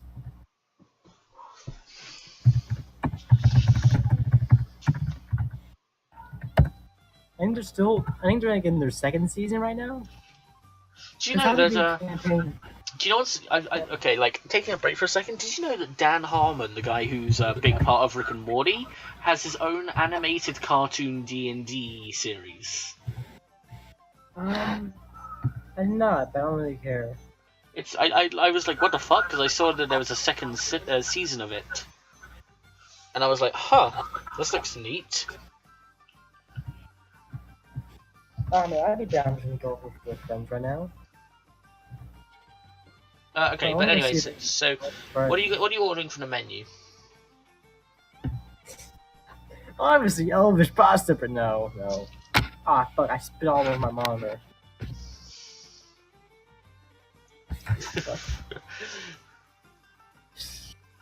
But like your brother orders some pasta, your mother orders a couple of pastries, your dad kind of orders a haunch of meat because he's like, oh, this place does the best meat. You should try some.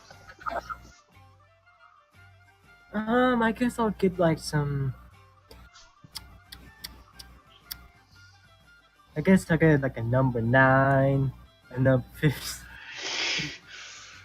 I gotta stop with the meme, I gotta stop with the jokes. I gotta focus. I don't know why. I'm completely off focus after like that whole thing.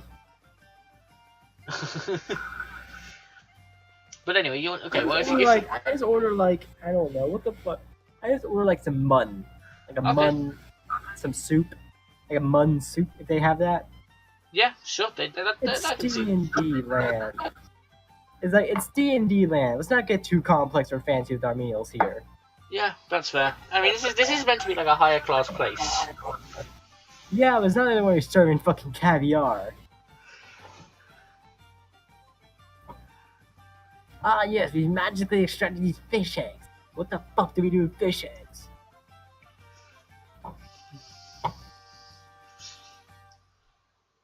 I'm gonna see if I can get on my computer or something. Someone's over a bar right now.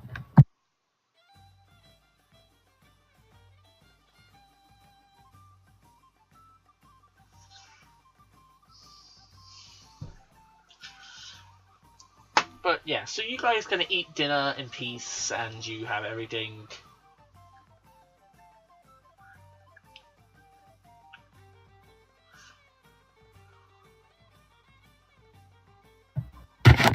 Alright, so no, I cannot. Well, anyways, yeah, I'm gonna get like some noodle soup, whatever. Just gonna try and enjoy the rest of the meal in silence, whatever, so like a quiet. Oh, I imagine you guys are probably chatting.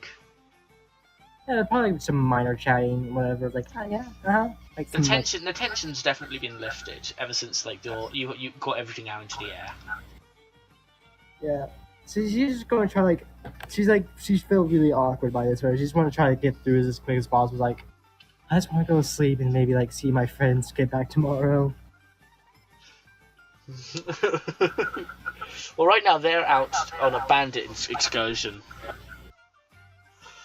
Yeah, well, how long's that gonna take? Oh, well, they're out there right now. What?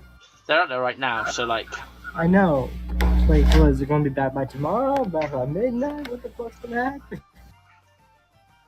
Okay, but anyway, so you're gonna finish the dinner and you're gonna kind of walk out, and it's kind of late. It's Yeah, she's gonna go look for an inn. Yeah, it's like what's it called? Well, no, you're at the inn right now.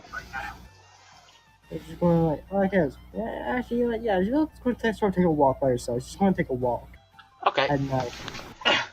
So, Cool air. give me a second.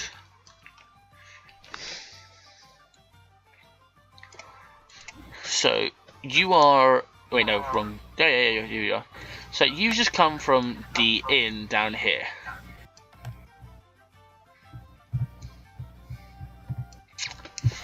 Yeah, you just come from the inn that's... Whoops, hold on, I keep fucking up. That's down here. Like, right down here, this is where the inn is. Does that make sense? Yeah. Cool. And so what are you going to do? She's just going to take a walk around like the city a little bit, like maybe see some sights at night. Yeah. Sort of like get her mind all cleared out before she heads to bed. Okay, fair enough. So it is a fairly cool night right now. Despite the festival still going on, you can still see bright lights and music coming from everywhere. But like down here in the residential district, where the okay, I'm hearing like my own feedback and static really loud. It's getting kind of annoying. But anyway, so it's like. I'll mute myself. But anyway, so like. You're in a residential district, so the music and the festivities aren't quite as prevalent here because sound complaints and people wanting to sleep because it's a bit later at night. But you're walking through kind of like the streets, and you see a couple of people who are on their home drunk. You see a couple of sort of groups of friends just chatting and partying. But all in all, roll me a perception check if you would. Gotcha. Here's for my little sheet. I should probably update my hit points. I should be 39. There we go. I'm at full HP. Oh wow. What's up? Hey, what's up? Okay, yeah, you get an easily. That's 2 20s in a row actually for rolls. But yeah, you get a good look even in the dim moonlight. You for a second you think you can see 2 moons up in the sky, but then a cloud passes over and you realise that you can only actually see 1.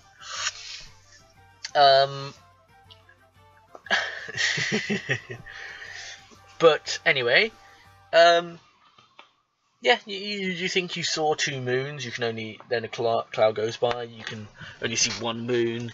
There's a lot of broken bottles. A lot of people walking around the streets. You can even see a bit of a ways off into the distance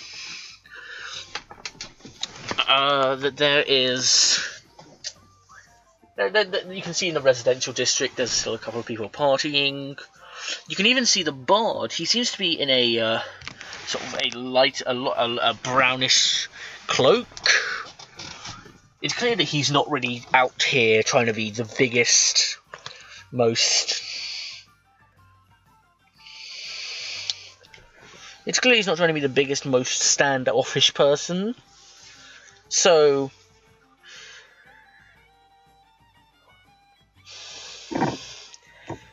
But yeah. But you can see him. Alright. So.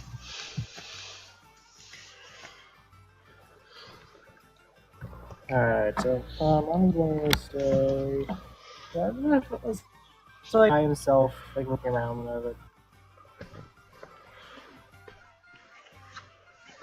Hello? Yeah. So you're taking a look around? You said. He's sort of by himself looking around. Am I right? Okay, so yeah, like I said, you see the moon. You look up, you think you see 2 moons for a brief moment, but then a cloud passes over and there's only 1. You see the bard. What was his name again? I keep forgetting it. Alphon. He's sort of walking along the streets. He doesn't have a posse or anything. He's just wearing like a simple brown cloak instead of the deep purple one, and just seems kind of. Yeah, Alphon. Like sort of go fan goes like, get the fuck off. Okay. I do like the whole like old time like you'll brush hair out of her eyes or whatever, like sort of like train how to do shirt. So just kind of like you're making yourself look a bit more presentable for him. Yeah, like walking over. How Like- old is he actually? Alphon? Yeah. He's like mid. Well, he's an elf, so it's kind of hard to tell. Because an elf What's who's. his appearance? His appearance, he looks to be like late 20s, early 30s. How handsome is he? He is incredibly handsome. In fact, I'm going to roll a D100. That was the wrong dice.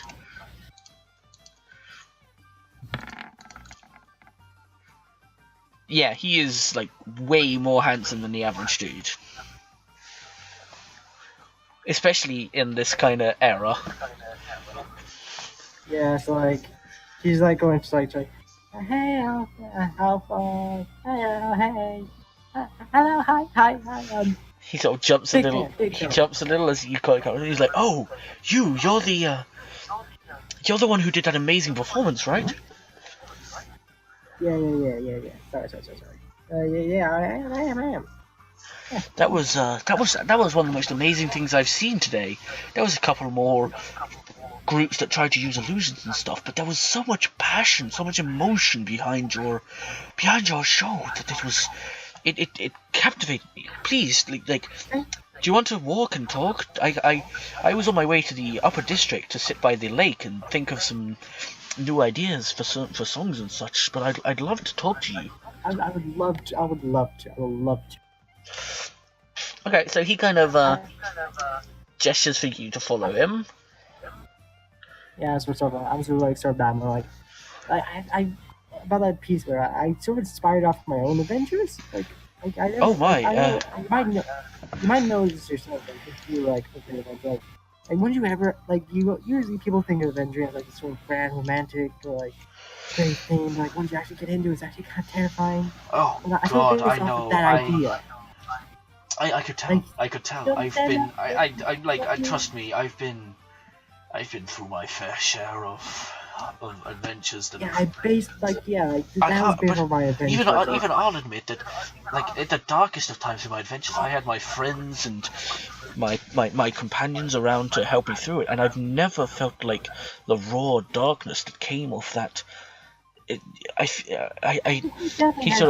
definitely had friends to help me through that. Like, well, no, yeah, he kind actually- of pauses actually for a my second. friends- He pauses for a second, and he's like, I've been talking to the others a little bit, and we've all had this feeling that there's something bigger that we don't know about. Like there's something or someone that's playing with the way things are going. Have you heard of the thing? Like the exile business? No, we've heard about their we've killed a couple of these strange. I mean, we haven't been together as a party for a decade now. I've helped. We're all helping out. We're dealing with them left and right. we're all helping out when we can, but like I haven't been in contact with any of them for years. I don't even know if some of them are still alive. They haven't responded in a couple of months, that's for sure. But I'm worried about them. I've been dealing with them like left and right. That is worrying. If they have somehow managed to keep themselves from.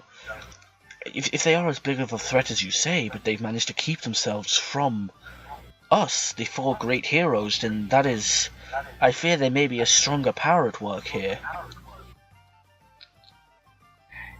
Probably. Like she's sort of like, she's like slightly hesitant, like, should I mention the god? I don't know, I'm not going to mention the god thing. He kind of glances over you. If there's anyone that, like... Do you have anything that you think could help us? Well, I don't know what's... Actually, yeah, did we ever figure out what was good against the exile? Like, fire? Necrosis damage. Necrotic damage is good against the exile? Yeah, because, like, you know how I was saying about how they don't have death? Actually, we found out that necrotic, like necromancy and stuff, is actually really good against them. That is interesting. I'll send that to Zerthos. He'll know more. As bad as it seems, like, using dark magic to fight dark beings, they don't seem to tend to like death that much at all. Well, what does? I mean, besides undead things. Yeah. Also, they just explode in the most terrible ways, and God. But anyway, he's kind of like, you've reached the upper district, which is like here. So you're like up here, and there is a bench beside one of the larger lakes that are in the sort of upper district, and so he sits down beside one, and this area is a lot quieter. Like, you can tell that there's a lot of remnants of a party. There's still stuff all over the ground. A couple of tents are left up. All of that stuff. And he kind of like he just he pulls out a notepad and he notes down a couple of things and then looks over at you. And he's like, so tell me, like, I want to tell you. Tell me more about your adventures, what you've been through. She'll talk about her adventures, what the night with the exile and whatnot. He's making notes about like he's making notes about all the things you've said. Occasionally stopping to do like a couple of sketches. He sketches out what he thinks some of the things have looked like, some of the events and such. And then, like, let's say, I imagine it'd probably take like an hour or so, like, to explain everything.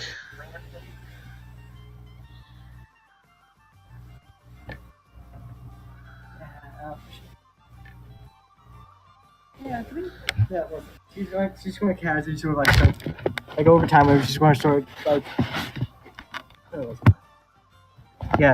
Over time, she's going to start like trying to say, hey, maybe like head inside a bit. Like, do you have a room? He sort of nods and gestures over to the mansion, to this one, and he's like, wait, character, don't you fuck with this. What? Don't judge me for like my decisions with this, alright? Hey, you know what? It's fine. Tyrion's one of those powerful. Like, look, it's a fangirling over him. I know. So he's kind of like, he stands there. He's like, it's fine. Yeah, we can take this. Into my house. I'm definitely intrigued with what you've been going through. I mean, when I saw your performance, I thought it would be something like at a surface level at most. Maybe you'd just sort of seen something in a book once, or like, but I could tell there was something more to it, but I never expected this much. He kind of walks up to his front door and he presses it. Funnily enough, there's no keyhole or anything. Instead, he draws from his back a beautiful white sort of birch lute, and he reaches down to it, stops for a second, and then plays a single note. And the door opens.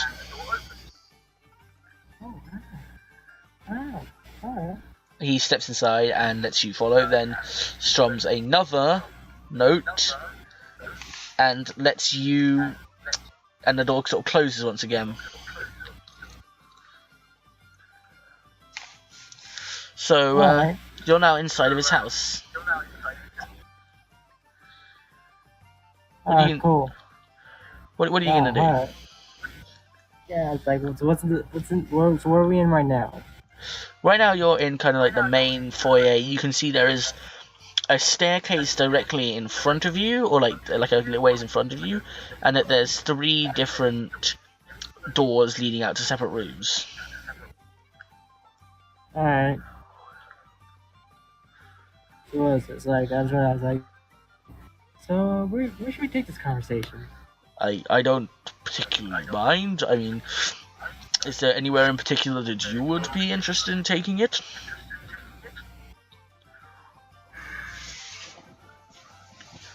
You can tell that he's like not entirely focused. He's looking at his notepad. How about the living room? Okay, She's like she usually wants to just like another room is like, hey, how about the living room set? Hey, yeah, living room. Okay, sure. So he kind of walks forward and pushes one of the doors open, and then he heads into the living room, where there's a large fireplace in the middle, which he casts. He strums on his viola again, and it lights up and it bursts to flame. And then there's what's it called? There's a large couch, and that sort of that's there. There's a foot table with a bunch of notes on it. You can see there's a couple of instrumental stacks. There's a couple of instruments stacked up in the corner of the living room. All in all, it seems pretty. There's nothing. It's definitely the kind of house you would expect a musician to have, especially one of his caliber. Alright. Yeah, I'm just going to show like her thought process with like the performance. Like I really felt emotion there because this is exactly like what I felt during like my time adventuring and like I was also happy and like it was also like yeah it's gonna be an adventure, it's gonna be great, so I'm happy like all romantic whatever. And then like the exile started appearing. And all this sort of takes a sudden change. I think that there might be something tied to you because none of me and all my friends had ever heard of anything, and we went all over the world to stop this evil from that so long ago. And like we hadn't heard a head or hair. We never even seen any of these creatures that have been popping up in the last year or so.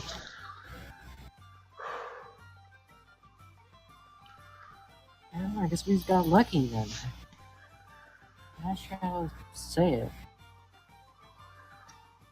So, I mean, I would go so far as to suggest that there is something going on with you and your friends. I don't have the faintest idea what you could be talking about. Look, okay, Zerthos, like the wizard, the legendary wizard, he is in Domus, the capital city right now. He's part of the Council of Wizards there. He was indoctrinated. He joined them after our quest was finished. Listen to me. I will admit right now, for all my bardic skills and all my bardic talents, I am not the magical user. I don't know too much about the fates, about the way that everything works, but he does. If you are in Domus, he looks around the room for a couple of minutes, and then produces from inside of a drawer an old dusty badge, which he kind of blows off. And this badge has on it a symbol of a sword, a lute, a skull, and a sort of star on it. The Bard College being shilled to me right now.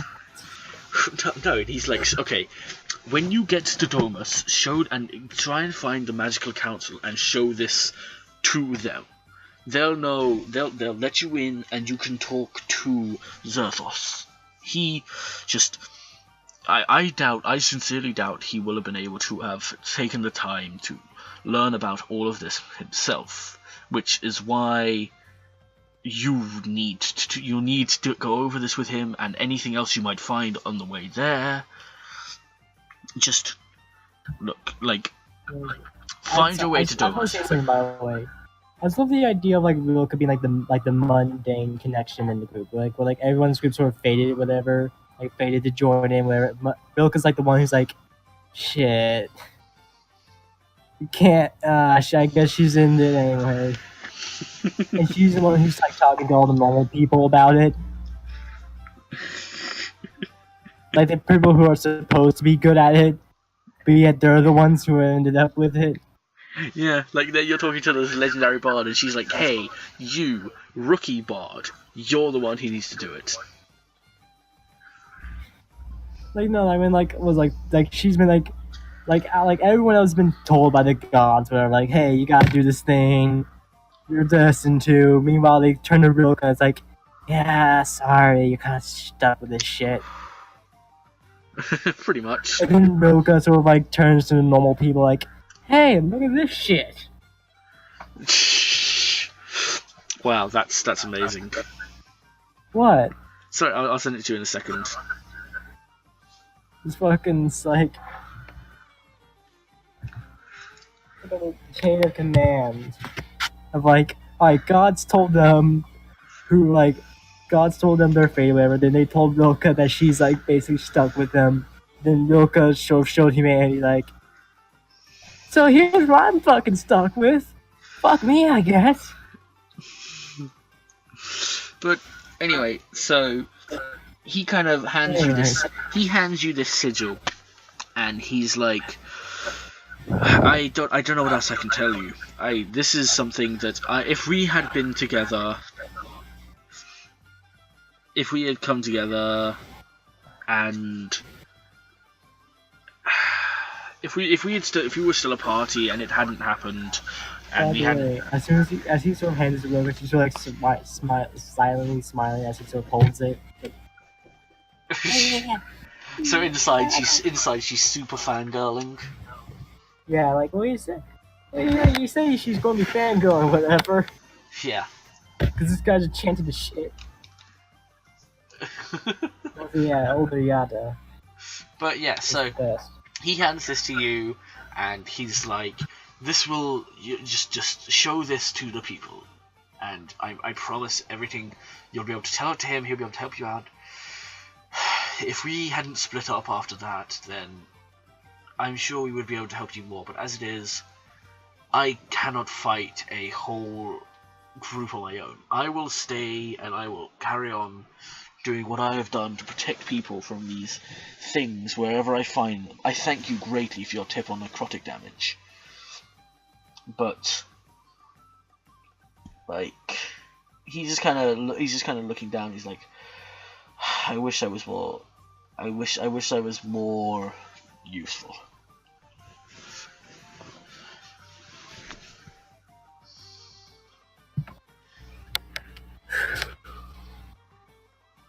I'll try my best. Say that again? I'll try my best. He walks forwards and he rests a hand sort of on your shoulder as he kind of squats down. He's like, I cannot stay the legendary bard forever. And Rilka's blushing.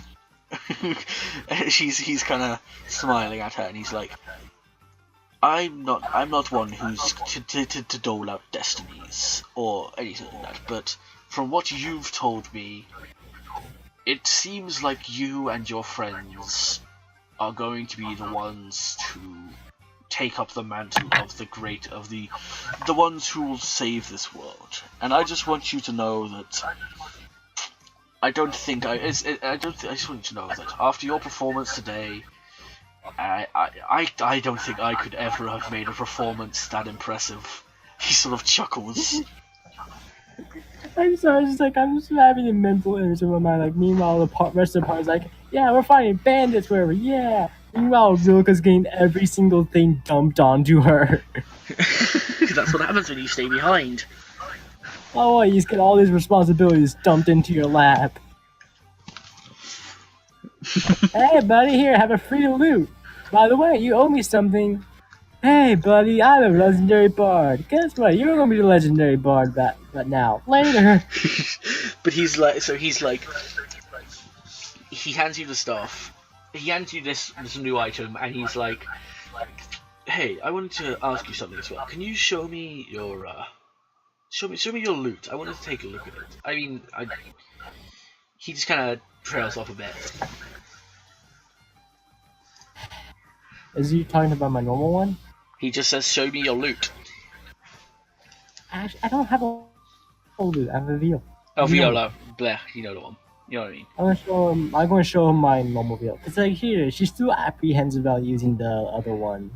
Okay, like, he takes it, he runs his hands over it a bit, and he's like, this is a good viola. It's good, well made, it's strong, you'll get a lot out of this. He's, actually, let me check, let me do something then. Just figure if I get another enchanted viola. He actually sees Heartstring, oh sorry, Lightheart on your back. Or like, where would you have the viola? I would put like Lightheart inside my back and inside my pack, whatever. Like I guess like you can see like the tip of it, like the tip of the case when it's poking out. And he's like, do you have another viola? Oh, this was sort of given to me as a gift. Whatever. It's like a viola made of silver. I don't think it would play well, but yet, it's like so. Like she sort of pops it open, sort of casually sort of pops it open, sort of shows, like pulls it out, like it's made of silver. It probably costs. It's something. I think it's enchanted. He sort of he reaches forwards to look it over, but the moment he touches it, he kind of pulls his hand back and he's like, it's definitely got something on it. It felt like I was just stung. He's sort of, right now he's kind of like holding his wrist and flexing his fingers. I think, yeah, this is more like, let's just say this is a thing between adventurers and just being as that. She sort of says, like, sort of starts putting it back in the case, like. Okay, as you're touching it, it feels warm. Yeah, she's like sort of putting it back in the case, like, cause like Fusion, right? Rilka's like very like, like about it. Like she's like, it's magical. It's really nice looking. It's like probably good, but it's magical, and I don't trust who gave it to me. He's like, well, like, he sort of looks at the as you put it away, and he's like, it might seem weird to say, but I'd use that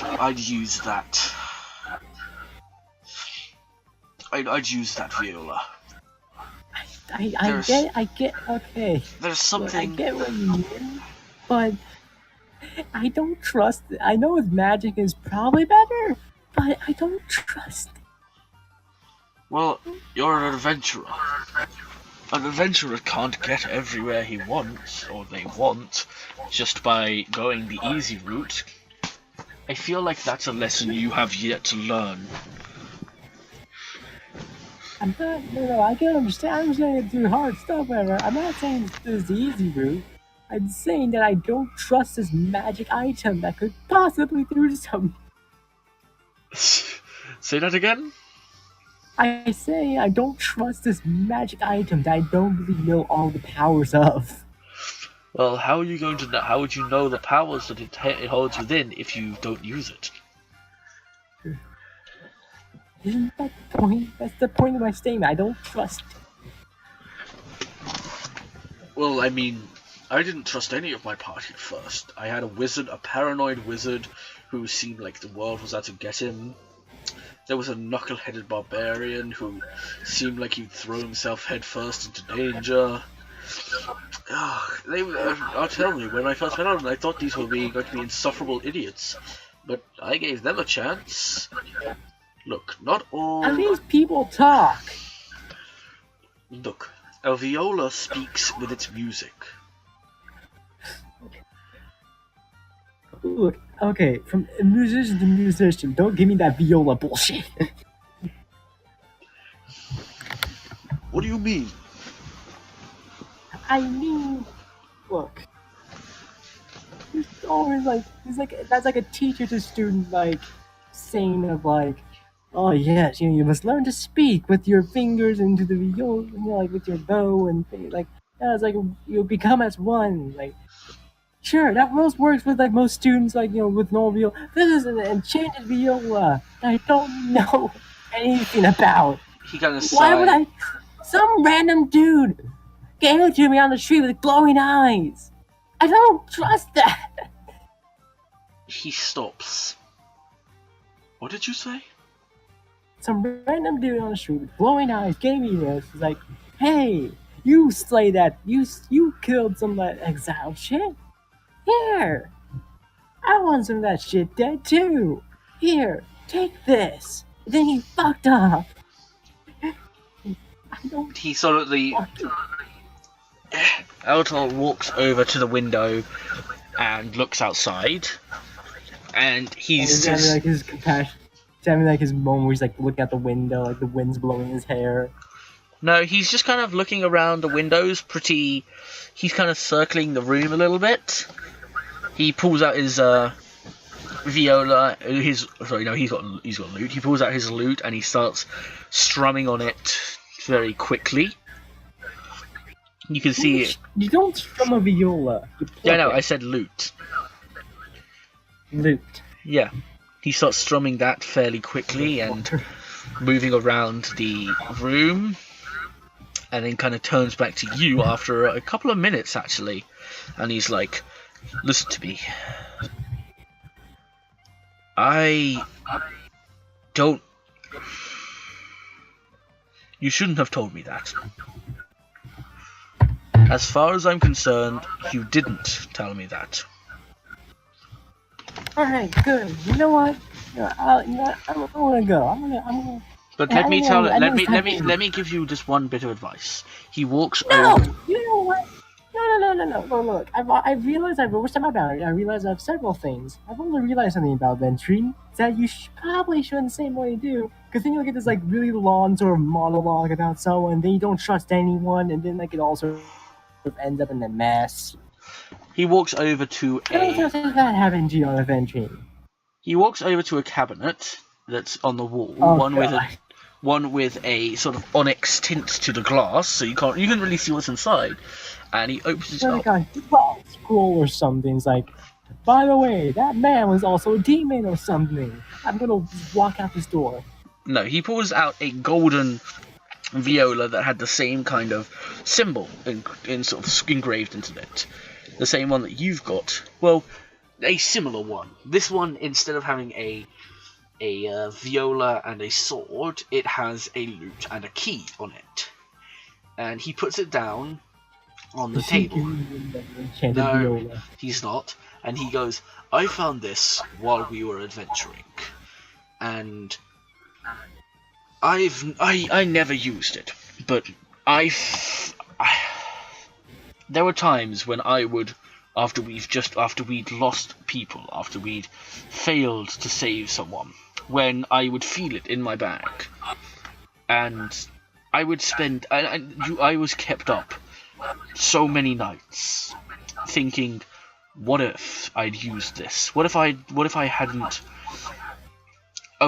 overcome my own skepticism?" As he's like having his little mom girl, because they're like waving her arms like, God no, God damn it! Listen to me. We're doing this again. Do you know how many? Waving arms slightly, it's like looking stressed. Like, He sort of looks up. He looks up at you, and for a moment, all of the sort of handsome facade on his face fades away, and you see a very tired, very weary man. And but age-wise, he still looks very similar. But looking at him, you would think he was 100 years older than you originally guessed.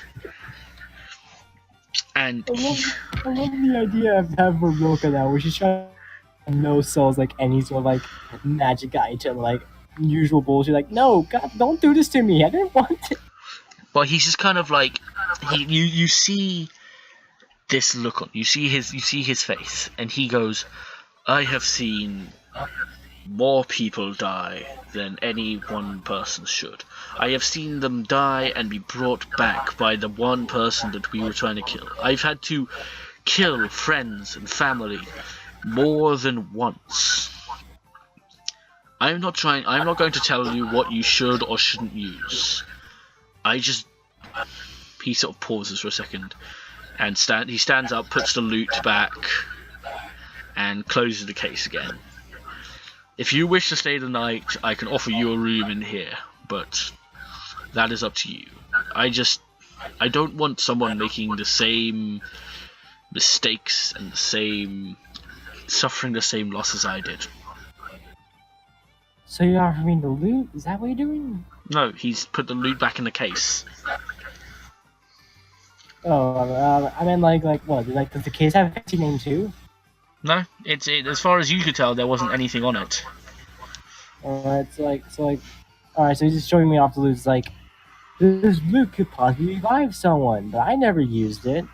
He's basically giving you saying to you like, I don't want you to lose out and suffer because you were afraid of a what if like I was.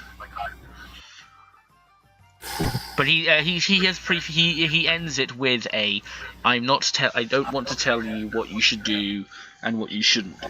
I just don't want you to make. Use that loop then, right? I just don't want you to make that might be all of them, right? I just don't want you to make the same mistakes I did. Alright. I can offer you a room in my house for the night. No, I'm going back to my inn. I'm going back to my inn. It's fine. Well, the battle continues onwards tomorrow. Well, not tomorrow. In a few days from now. So I hope to see you there again. Yeah. Silver loot or not. I will.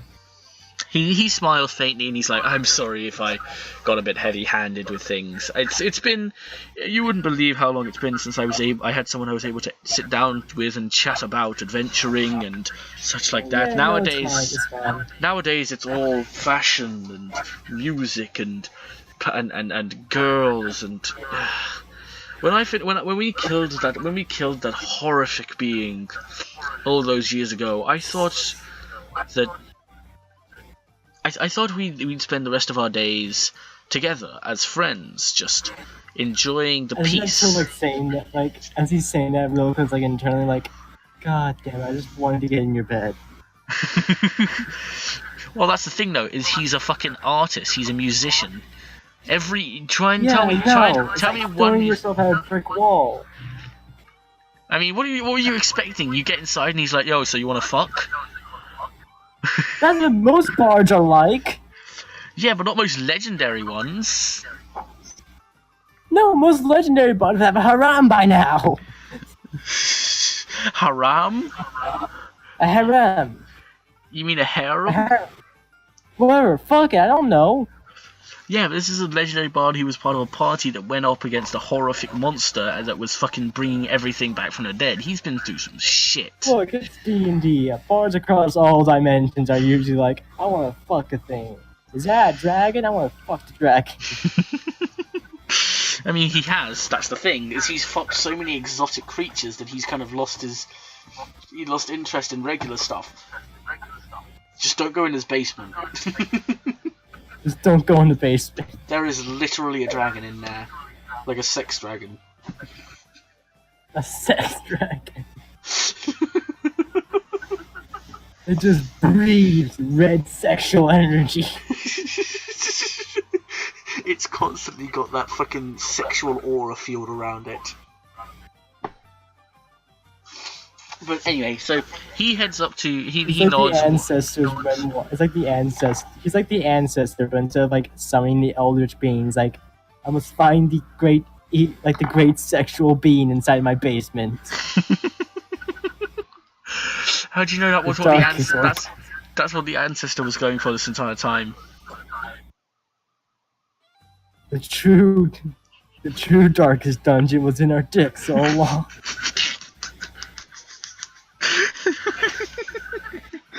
What you don't know is the darkest dungeon was actually just an eldritch vagina.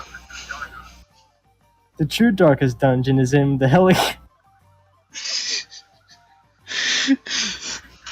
Oh my god. But anyway, so he kind of walks you to the front door and he's like, you're welcome to come back here anytime if you want to talk or do something more interesting perhaps. I'm sorry if things got a bit heavy tonight, but maybe we could go out for a drink sometime.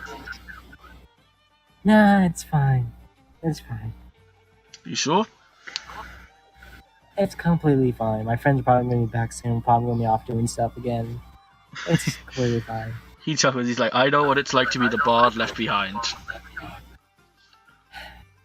Yeah. I found this great... Though I've actually sort of made some great friends with them already. You know, me and this like, I forget, was Marlo a barbarian or not? She's a fighter. She's a fighter, right? Yeah. Yeah, like me and like, sort of like, orc lady, whatever, we sort of been making like a great duo. I've been sort of helping like, sort of point out things. Occasionally, I'll admit, I'm not a full-on bard. I punched in my microphone. I'm sorry if you heard that.